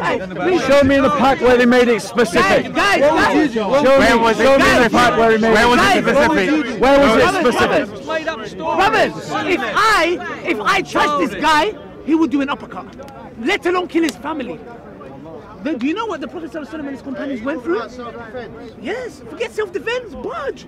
Somebody that kills your mom and your dad, would you barge him or would you want revenge? So where does it say specifically? Where does it differentiate between the two? Where does it differentiate between the two? So 1 second. It doesn't. Surah Mumtahina. No. Show us where the pack. The pack doesn't say that. Differentiates. The pack doesn't say that. Why is it when I talk you guys 1, 2, 3, 4, 5? You all heckle me. All the Muslims in the crowd heckle me. I interrupt you once. Well, I'd say it if you want. I didn't say nothing. So now, the Bible tells us to let God have the vengeance. Alright? Now, guys, wallahi, look at this. Hello. He's trying to say, look how light it's not that deep. He's taking it out that deep. Thank you. It is nonsense. Thank you. It's nonsense. Thank you. Look at it. Because this is an apologist argument. Yes or no? He's trying to ignore the fact that the Ottomans did this to Why are you not letting me talk? You've had your time. Why are you not letting me talk? I don't understand. I listened to you for 5 minutes. My ears are hurting. That's it. Now, listen to this, guys. Listen to this, yeah? Look at Allah. Look at this, yeah? I was looking for this verse and it popped out, yeah? Umar ibn Khattab. The same Umar ibn Khattab that he's talking about, yeah? He hated the Jews. Kill them. Watch this. Umar was passing along the house when he saw an old, you're gonna need your water, don't put it away. Blind man begging. Umar touched the old man and asked him whether he was a Christian or a Jew. Are you listening, paper boy? You got a lot of paper to give out today. The man said that he was. The man he said he was Jewish. What did Umar ibn Khattab do? Push him, kick him, kill him?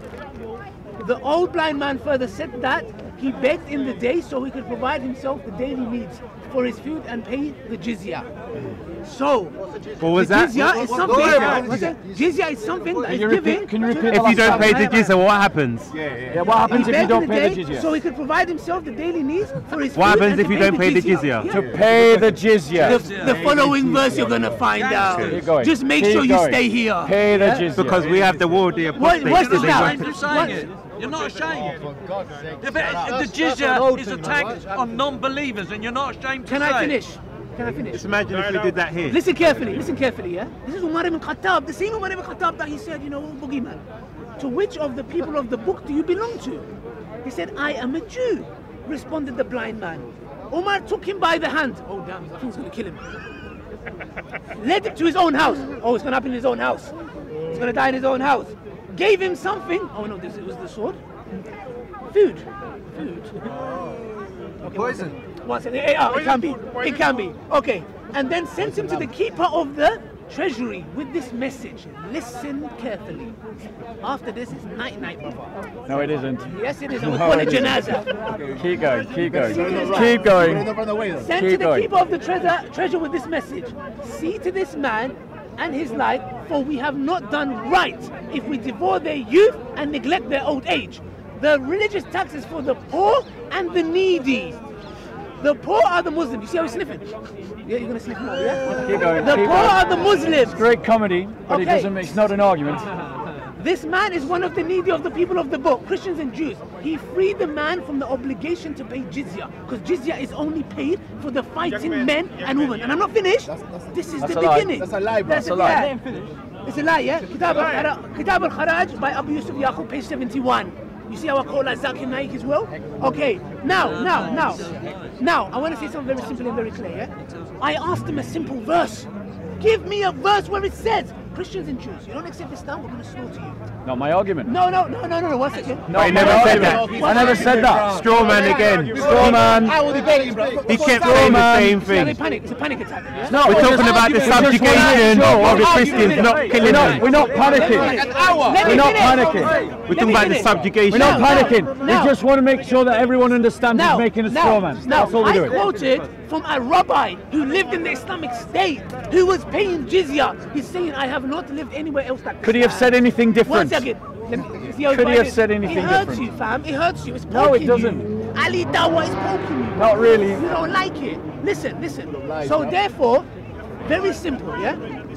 The Muslims, the Prophet, peace be upon him, and his companions have been persecuted for 13 years. After that, see? No, 1 second. Did you see why you just said that? This is what the New Zealand This was a man. This is why the New Zealand Muhammad was a man who attacked the Meccans. That's what happened. Exactly. He attacked their culture. He attacked their beliefs. He attacked them. When he fled to Medina, he attacked the Meccans. No, he caught me again, yeah? Look at this. I replied to him, Surah Hajj verse 39. Can a Christian go to Mecca? No, 1 second. Ali. No, he can't. And your point is, Paperboy, please, man. Subjugation. Paperboy, not your day today. There you go. Imagine if we said Muslims couldn't come to London. Exactly. Would you accept that? Why they don't let me talk? You see? I listened to you for 10 minutes. Your yellow card. Okay, now. Surah Hajj, verse 39 and 40, was revealed after 13 years of persecution by the Meccans. And what does it say? Listen carefully. Yeah. And it's abrogated. Permission to fight has been given to those who are being fought because they were wrong, and indeed Allah is competent to give them victory. Abdullah ibn Abbas added, when Allah revealed this, leave is given to those against whom war is made because of they have been wrong. Abu Bakr said, this means that now we can defend ourselves. After 13 years, after persecution, not only that, Surah Tabuk, the Christian Roman armies coming to invade the Arabian Peninsula. You have the Jews, they didn't. So, Sahib, go to Bukhari. You're talking rubbish, go to Bukhari. Yes. The only rubbish coming out your mouth. Yes. You're talking rubbish, bro. Yeah? Now, go to Bukhari. Umar ibn Khattab comes, one day his door's been knocked, and he runs down. Why are you stopping me from talking? Because you don't know what you're talking about. You've lost me. Yeah, of course you lost. May Allah guide you. Tell me what you have to listen to you, He's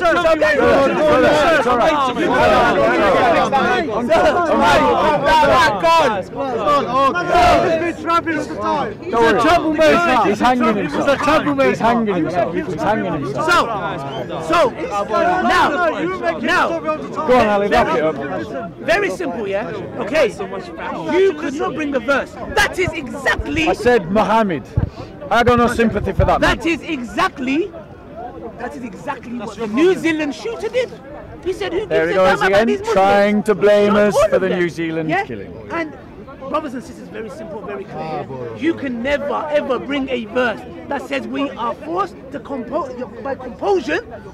You have to come and embrace Islam. That was never my argument. You know, there's only one thing. man again. Let me tell you something. I'm gonna Keep help. saying the same thing. It's not. I'm gonna help you. You know how I'm gonna help you? Straw man. Surah Baqarah, Not my verse argument. 256. I've never Yeah? made that argument. That's not the argument I've just spent the last hour making. No, watch this now, guys. We're gonna You're go through- arguing against yourself, Ali. I've we're never gonna made go that through argument. Surah Baqarah Ali Dawa is arguing My mom against said about himself 10 times, because he that's doesn't fine. want to deal with my argument. No problem. He doesn't want to deal with my argument, so he's making up his own. Just Well, make come sure. on, we gave you your Just time. make sure this. But he told him that's not his point. Just and he's make still sure. repeating the same thing. Just make sure this video comes out. That's all I want. Nothing else. It will definitely come out. We're happy. We're happy. Guys, make sure this guy. What would you like the title to be? Now, Surah Baqarah, yeah? There is no compulsion in faith. The correct way is to count the sinful. He's hung himself. Then he said. There is no compulsion in faith. Do you know what this is talking? I'm going to help you guys here. Yeah, take it from me. What the Muslims can do is the following. We can force you to put your arms down. The guns that you're carrying. Go to Surah Baqarah 256 and check the Tafsir Ibn Kathir. As they invade our lands. 1 second. You know what it says? You are not allowed to force anyone to accept Islam. No one but you said can that.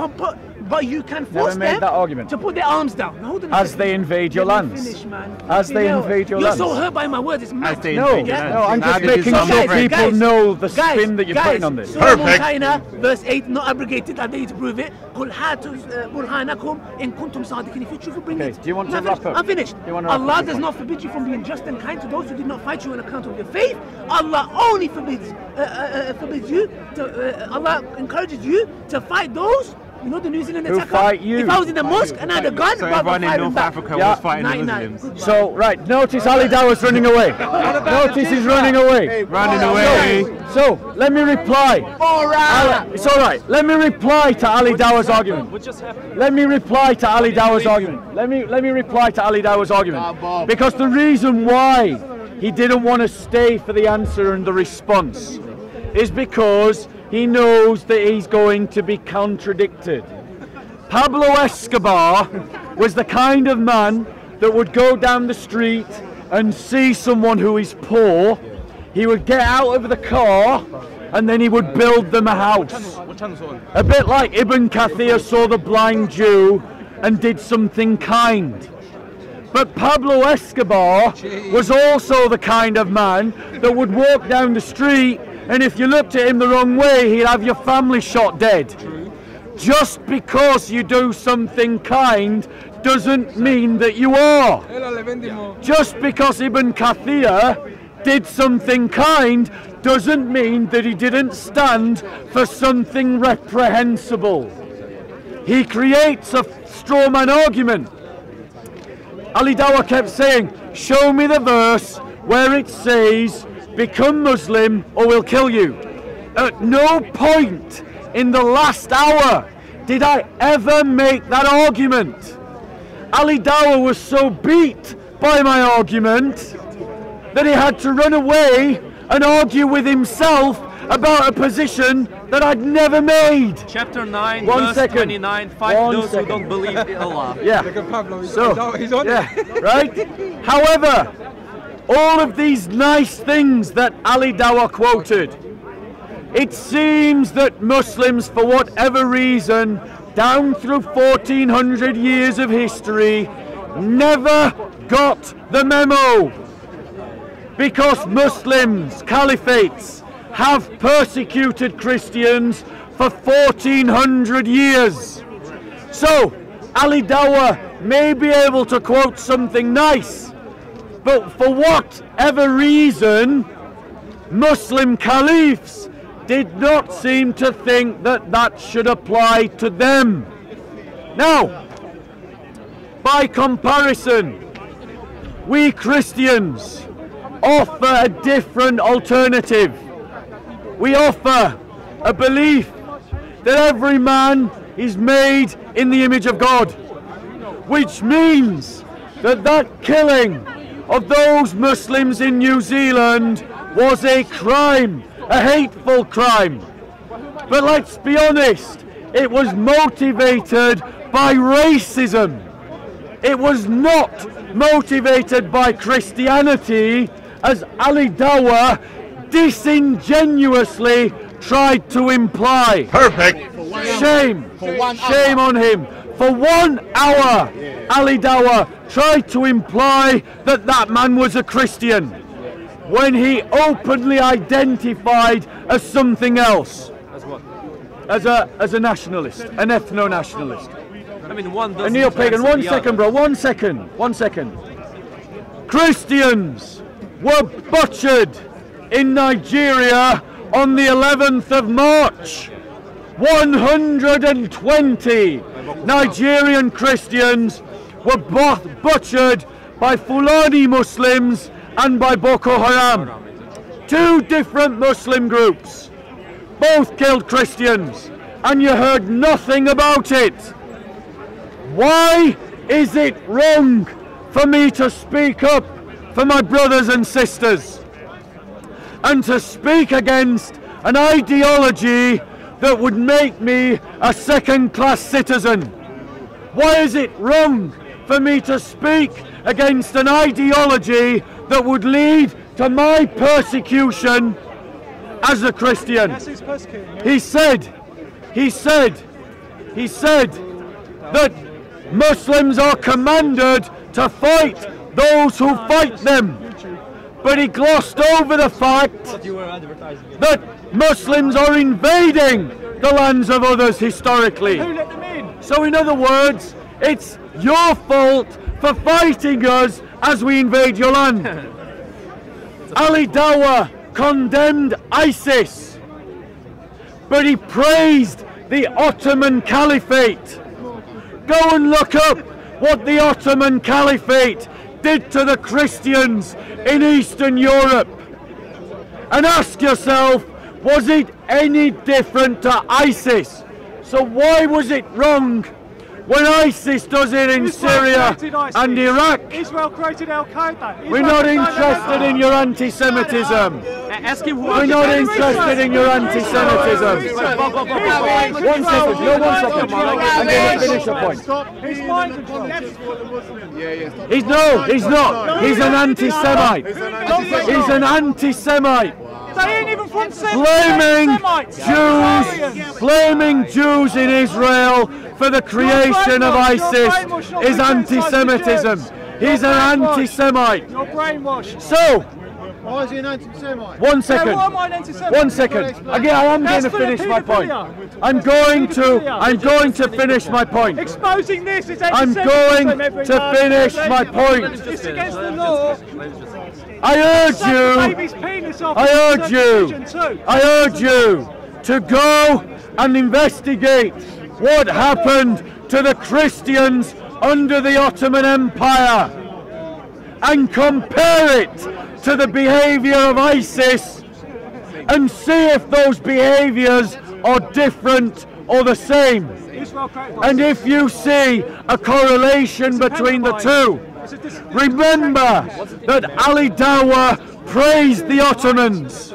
Remember that.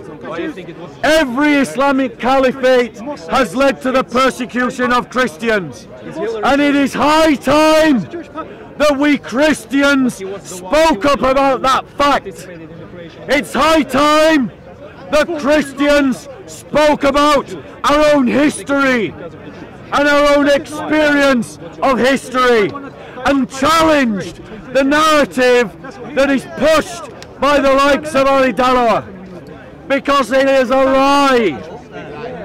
And there is nothing wrong with Christians standing up to an ideology that would persecute us, just like it would never be wrong for the black community to stand up against white supremacism, because it would lead to their persecution.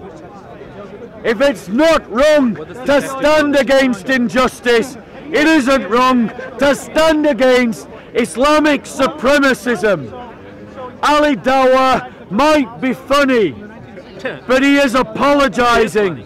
He is apologizing for the persecution of Christians and trying to rationalize it.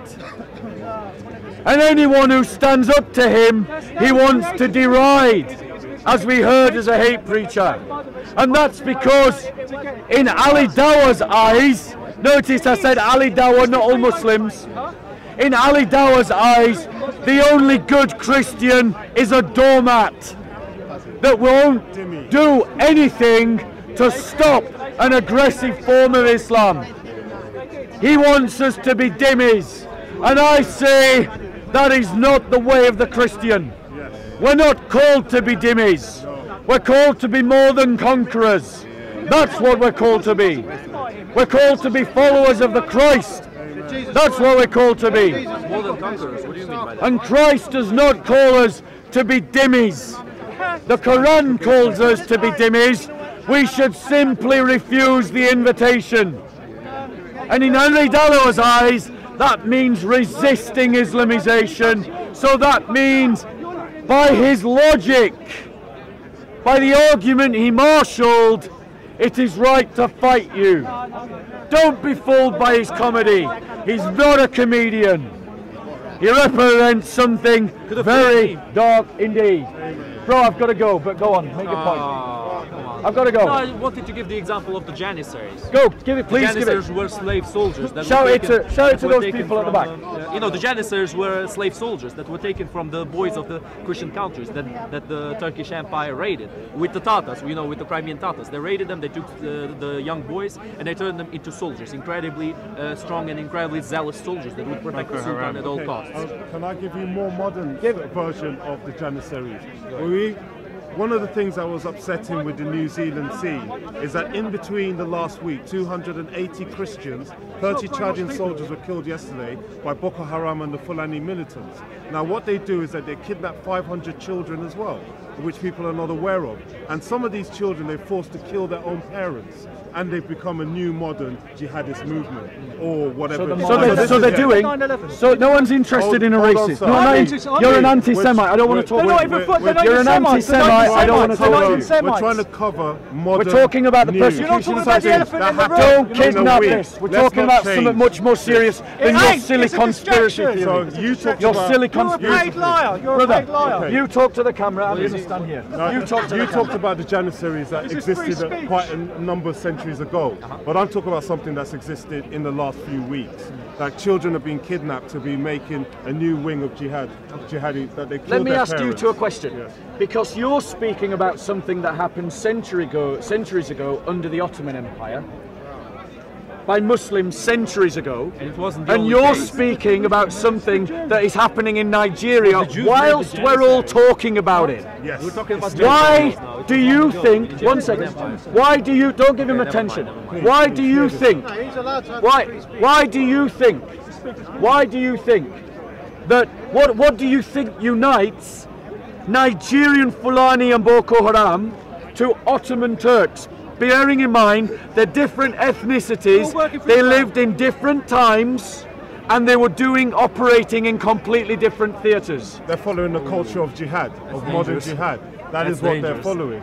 They're living the life of the Prophet. But Israel did 9/11. You're living in a lie. You're all fucking liars. We're not talking about 9/11. Sometimes when we're having intellectual, we're talking about things that you can check on the news. We're talking about the kidnap of Christian 500 children last week. And where was the media coverage? There was no media. 75 children escaped. Only 75 children escaped because fortunately one of the people that was kidnapped took a weapon off one of the jihadist assailants and killed his kidnappers, and 75 children escaped out of 500. Just go and Google it, please. We're not here to be interrupted with unintelligent conversation about something as serious. 280 people are in the grave, so it's better we focus on the lives. I'm not into the Illuminati talk, that is nonsense. We need to talk about things that we can verify with facts on the media. So 500 children were kidnapped, but it didn't make the news. We are all sad that 51 people were murdered in a mosque. That is wrong. It doesn't matter what anybody thinks. To kill people that are innocent going to prayer is wrong. But we must condemn any kind of killing. And we cannot, as human beings, be happy that 500 children are kidnapped by jihadists, Fulani jihadists. So where is the media? Why don't the leaders, why don't the leaders in the Western world also walk in solidarity? We've seen the New Zealand minister wearing a hijab to showing solidarity with the Muslims. So where's the conversation about the Christophobia? We don't hear this. Where is the discussion in our political narrative about the prejudice that is directed towards Christians on a daily basis? Because let me tell you, we have a lot of people complaining about Islamophobia. But who's talking about? Yeah. But what about the Christian? What about when they tried to kill Nissa, the Christian who converted from Islam, and they tried to kill him in Bradford? Where was the day's worth of lectures about Christophobia and prejudice aimed towards Christians? Nothing. So here, to all of you who are Christians, to you Paperboy, to you brother, and to you who's wearing the cross, if you're a Christian, the media are trying to control a narrative. We Christians need to talk about our own narrative. to the media and to anyone else who will listen. Why do you think the media is controlling the narrative to that extent, to downtrodden Christianity? Because they're afraid. They are afraid that if they talk about the persecution of Christians in the Islamic world, that what will happen is that there'll be some kind of backlash, that it'll create a kind of a dichotomy, a tension. So they don't want to inflame those tensions. But what they're doing, and my criticism of the media is this, that what they are doing by turning a blind eye rather than having the balls to challenge it, is that they're allowing it to continue. They need to shine a spotlight on it for it to stop. We have to talk about it for it to stop. Can I just make, yes, I'd like to mention a few of the incidences. I did mention the 500 children that were kidnapped and 75 escaped. But we need to look at what happened to a Catholic church was attacked by 3 suicide bombers just a few days after the incident in New Zealand. Where was that? In northern Nigeria. The attacks have happened in Chad, in northern Nigeria. Yes. There was also an attack against Christians in Pakistan. There was an attack against Coptic Christians in Egypt. Yeah. 3 were shot dead. So we look at all these incidences and nobody has made any mention to them. But we have to look at when 180 homes are destroyed and 280 people are killed, and it doesn't make mention to the news. What's that saying about the media? What is that saying about the media? We're not asking for special, how would I say, anything special in regards to Christianity, but we should remember that these are innocent people that are suffering injustice. And we as a Christian community, we are told to expect persecution. Our Bible clearly says this. Yeah. But there is persecution and there is ethnic cleansing. The Bible is brainwashing. This guy, don't give him any. Yes, I really. Keep going. Keep going. There is persecution, but there is a systematic eradication of Christians in a region that Muslims are living in. This is a near genocide kind of and yet it's got system. no media coverage. And it's getting no media coverage. We saw this in Iraq, that there used to be 1.5 million Christians. They're down to 250,000. We've seen this in Syria. The Christians are being driven out of the lands. And if we talk about it, we're being Islamophobic, but all we're being is Christian. Yes, we're just being Christian. Yeah, we're being Christian. We're not taking the battle. The Christian, because the Christian faith, because the Christian faith, because the Christian faith. Don't give him fuel. He's an anti-Semite. He's here to push some ridiculous, brother. He's just here to push some ridiculous conspirace theory about the Jewish people. You're an idiot, mate. You're a total buffoon. Now, but the fact is, as Christians, we have a moral obligation to speak up for and to stand up for our brothers and sisters. We have an obligation to stand in solidarity with our brothers and sisters wherever they are in the world. That means standing with Nisar when they attempted to kill him in Bradford. It means standing with the Nigerians when they tried to kill them in North Nigeria. It means standing with Christians when they tried to kill them in Egypt. And it means standing with Christians when they tried to kill them in Pakistan. And we need to become activists. The Christians of the West, leave him, bro. The Christians of the West have been pacified by a liberal narrative. We have become the doormats of Western society.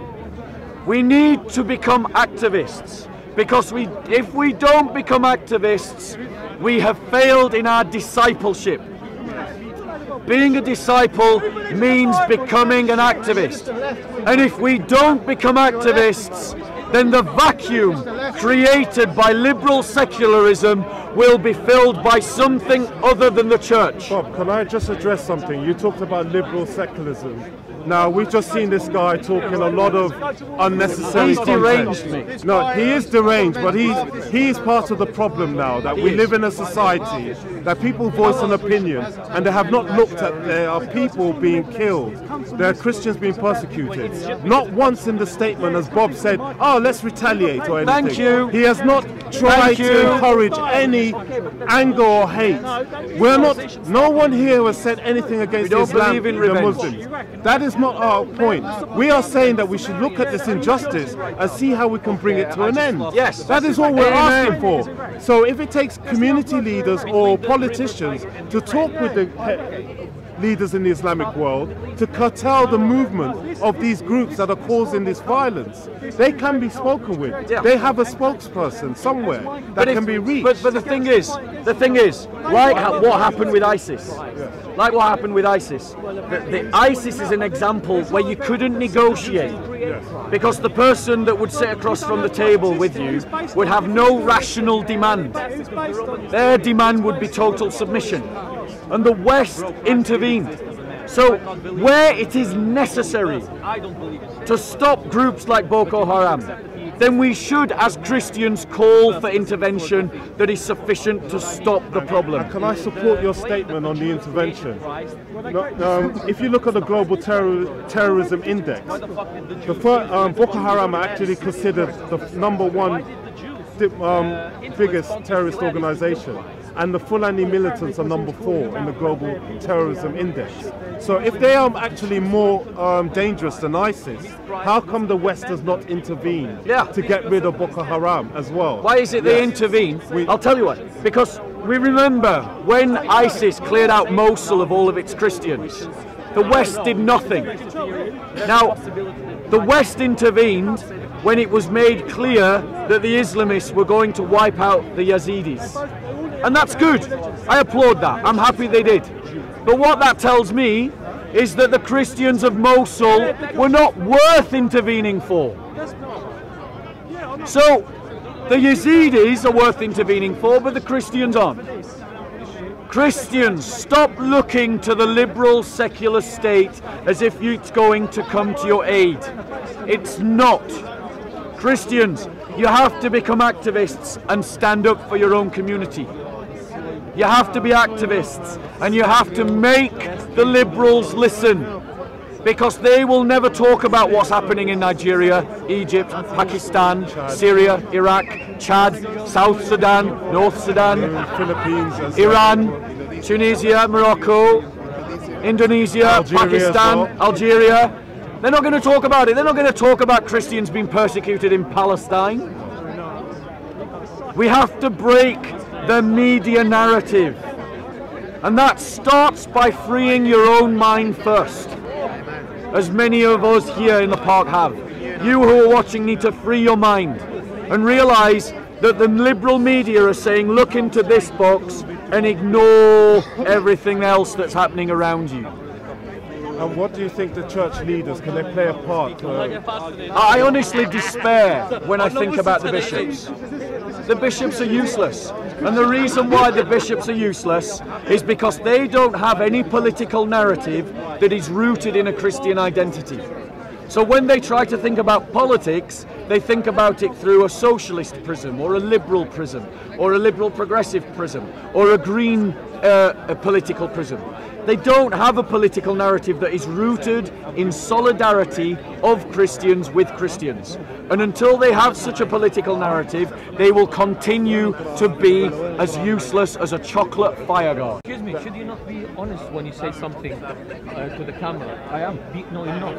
I am. No, the way you said it. So what have I lied about? No, listen. The way you said it, you're telling people that Christians in Syria, in Iraq, in Egypt, they are the only people are being persecuted. No, look, please don't say that. You're trying to hijack the narrative. I didn't say only. I heard you talk Where did about, I say only? No, listen, no, the way you said it, that's how I understood it. Well, then you weren't paying attention. No, I didn't say only. That is how you Then you were not paying attention. This is the way you said it. No, that's your fault. It's the way you said it. No, you're hijacking the narrative. These guys are dawah. So in other words, part of the dawah. they're not here. Christians can't talk about persecuted Christians. We We can't talk about persecuted Christians. Well, I say that we cannot talk about persecuted Christians. We can and we will. You mentioned ISIS. We can and we will. You mentioned ISIS and you mentioned the Christians. We mentioned Boko Haram. I also mentioned the Yazidis. You stop. I also mentioned the Yazidis. Muslims suffered. I also mentioned the Yazidis. And the Muslims. We also mentioned the Yazidis. And the Muslims. Can you allow him to speak? Say it. Say it. As the Muslims as well. So notice the supremacist ideology of this gentleman. Notice the supremacist ideology. Notice, we Christians can't talk about the persecution of Christians. We can't. I didn't say that. But did any of the Muslims, when they were talking last week about that heinous crime that happened in New Zealand, did any of them mention the persecution of Christians in Nigeria? No, they didn't. Did you? Why are you getting Did you? I'm against it. Were you here last week? Condemn it on camera. Condemn it, please. 500 children were condemned the persecution of Christians. Condemn it. Yeah, condemn also. Listen, be honest. I condemn ISIS's persecution of the Shia Muslims. Okay, is that all right? Is that all right? Can I go back to talking about murdered Christians now, without you being offended? No. Do you condemn any white supremacist activities against Muslims? I've spent all day condemning white supremacists. That's fine. All day. I'm happy with that. And you'll see the video. No, but listen, what attracted my attention is when you mentioned ISIS, you only mentioned the Christians. I also mentioned the Yazidis. You weren't paying attention. But you didn't mention the Muslims as well. No! When the Muslims, hold on.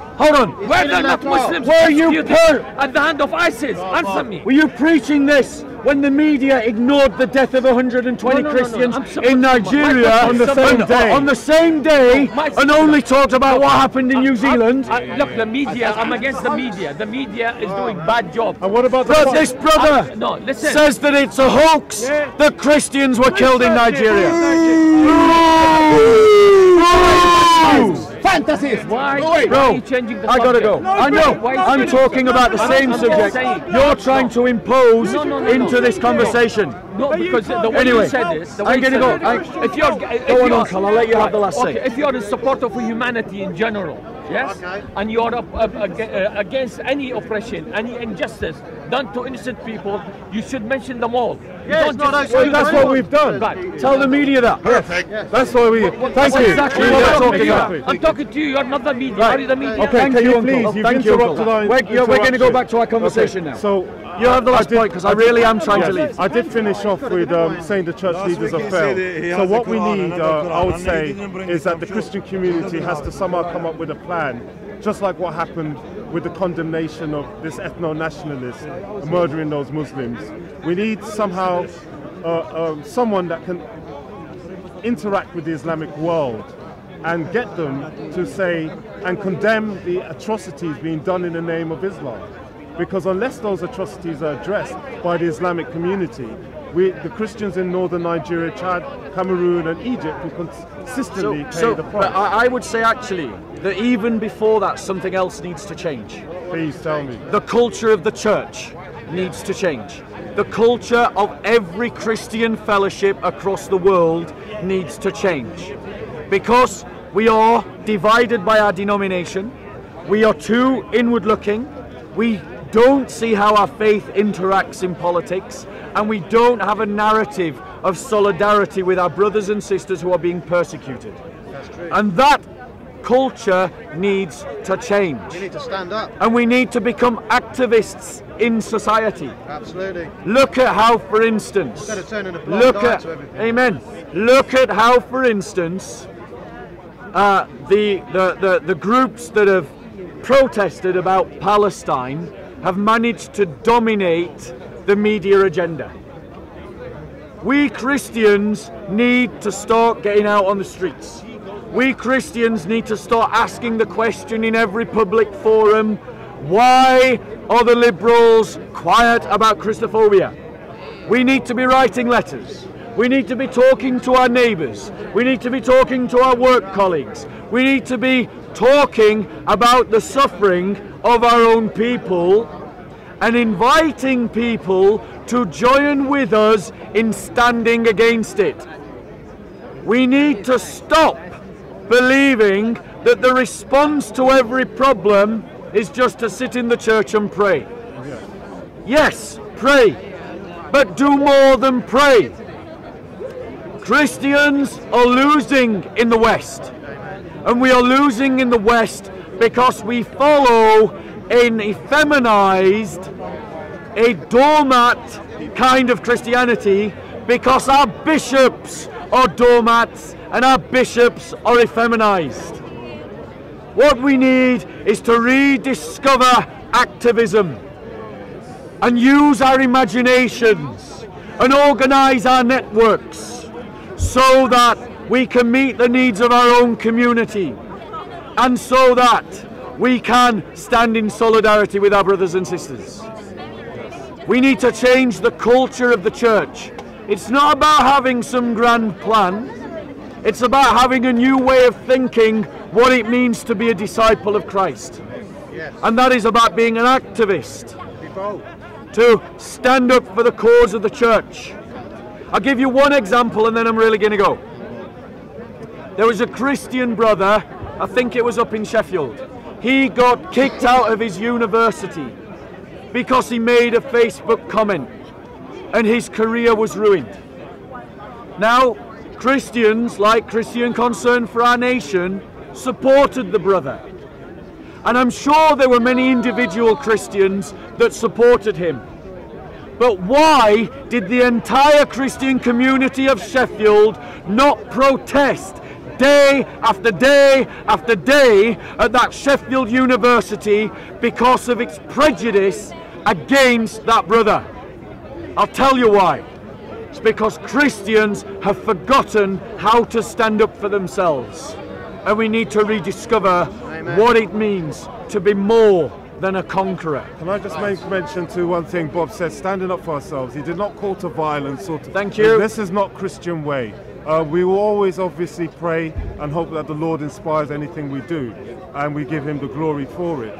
But we can't just sit down and just pray and do nothing about it. We need to get involved actively in any way we can. So some of you might be giving charity to those that are displaced by these violent actions in North Africa or whatever. You can also support the Christians. You should hear the laments of the bishops in those regions of Africa where they're persecuted. They say, well, our brothers in the West, they got tears. You got full grown men in tears coming down their eyes. They're asking for your help in the West. And I think some of you Christians in the West, in the United States, the Bible Belt, you need to really take this on board. Listen to the cries of your brothers in the developing parts of the world, in India, Pakistan, and other places, and see what they're going through. They're being persecuted, and do what you can. I'm not telling anybody, and no one is telling anyone, to take up any kind of violent action. That is not Christian. What we are saying is be active. That is the Christian way. Prayer, charity, and don't let the word of God be defunct, because that is what the enemy is trying to do. Definitely one thing that you should do is to push your governments to do more than simply give this problem lip service. Push your governments to do that which is necessary to stop Boko Haram, to stop it. Not just say it's wrong and it's bad, not interested in your speeches. Do what's necessary to stop Boko Haram. Yes. And the Fulanis. And the Fulani. And those that persecute the Coptics. God bless you. Amen.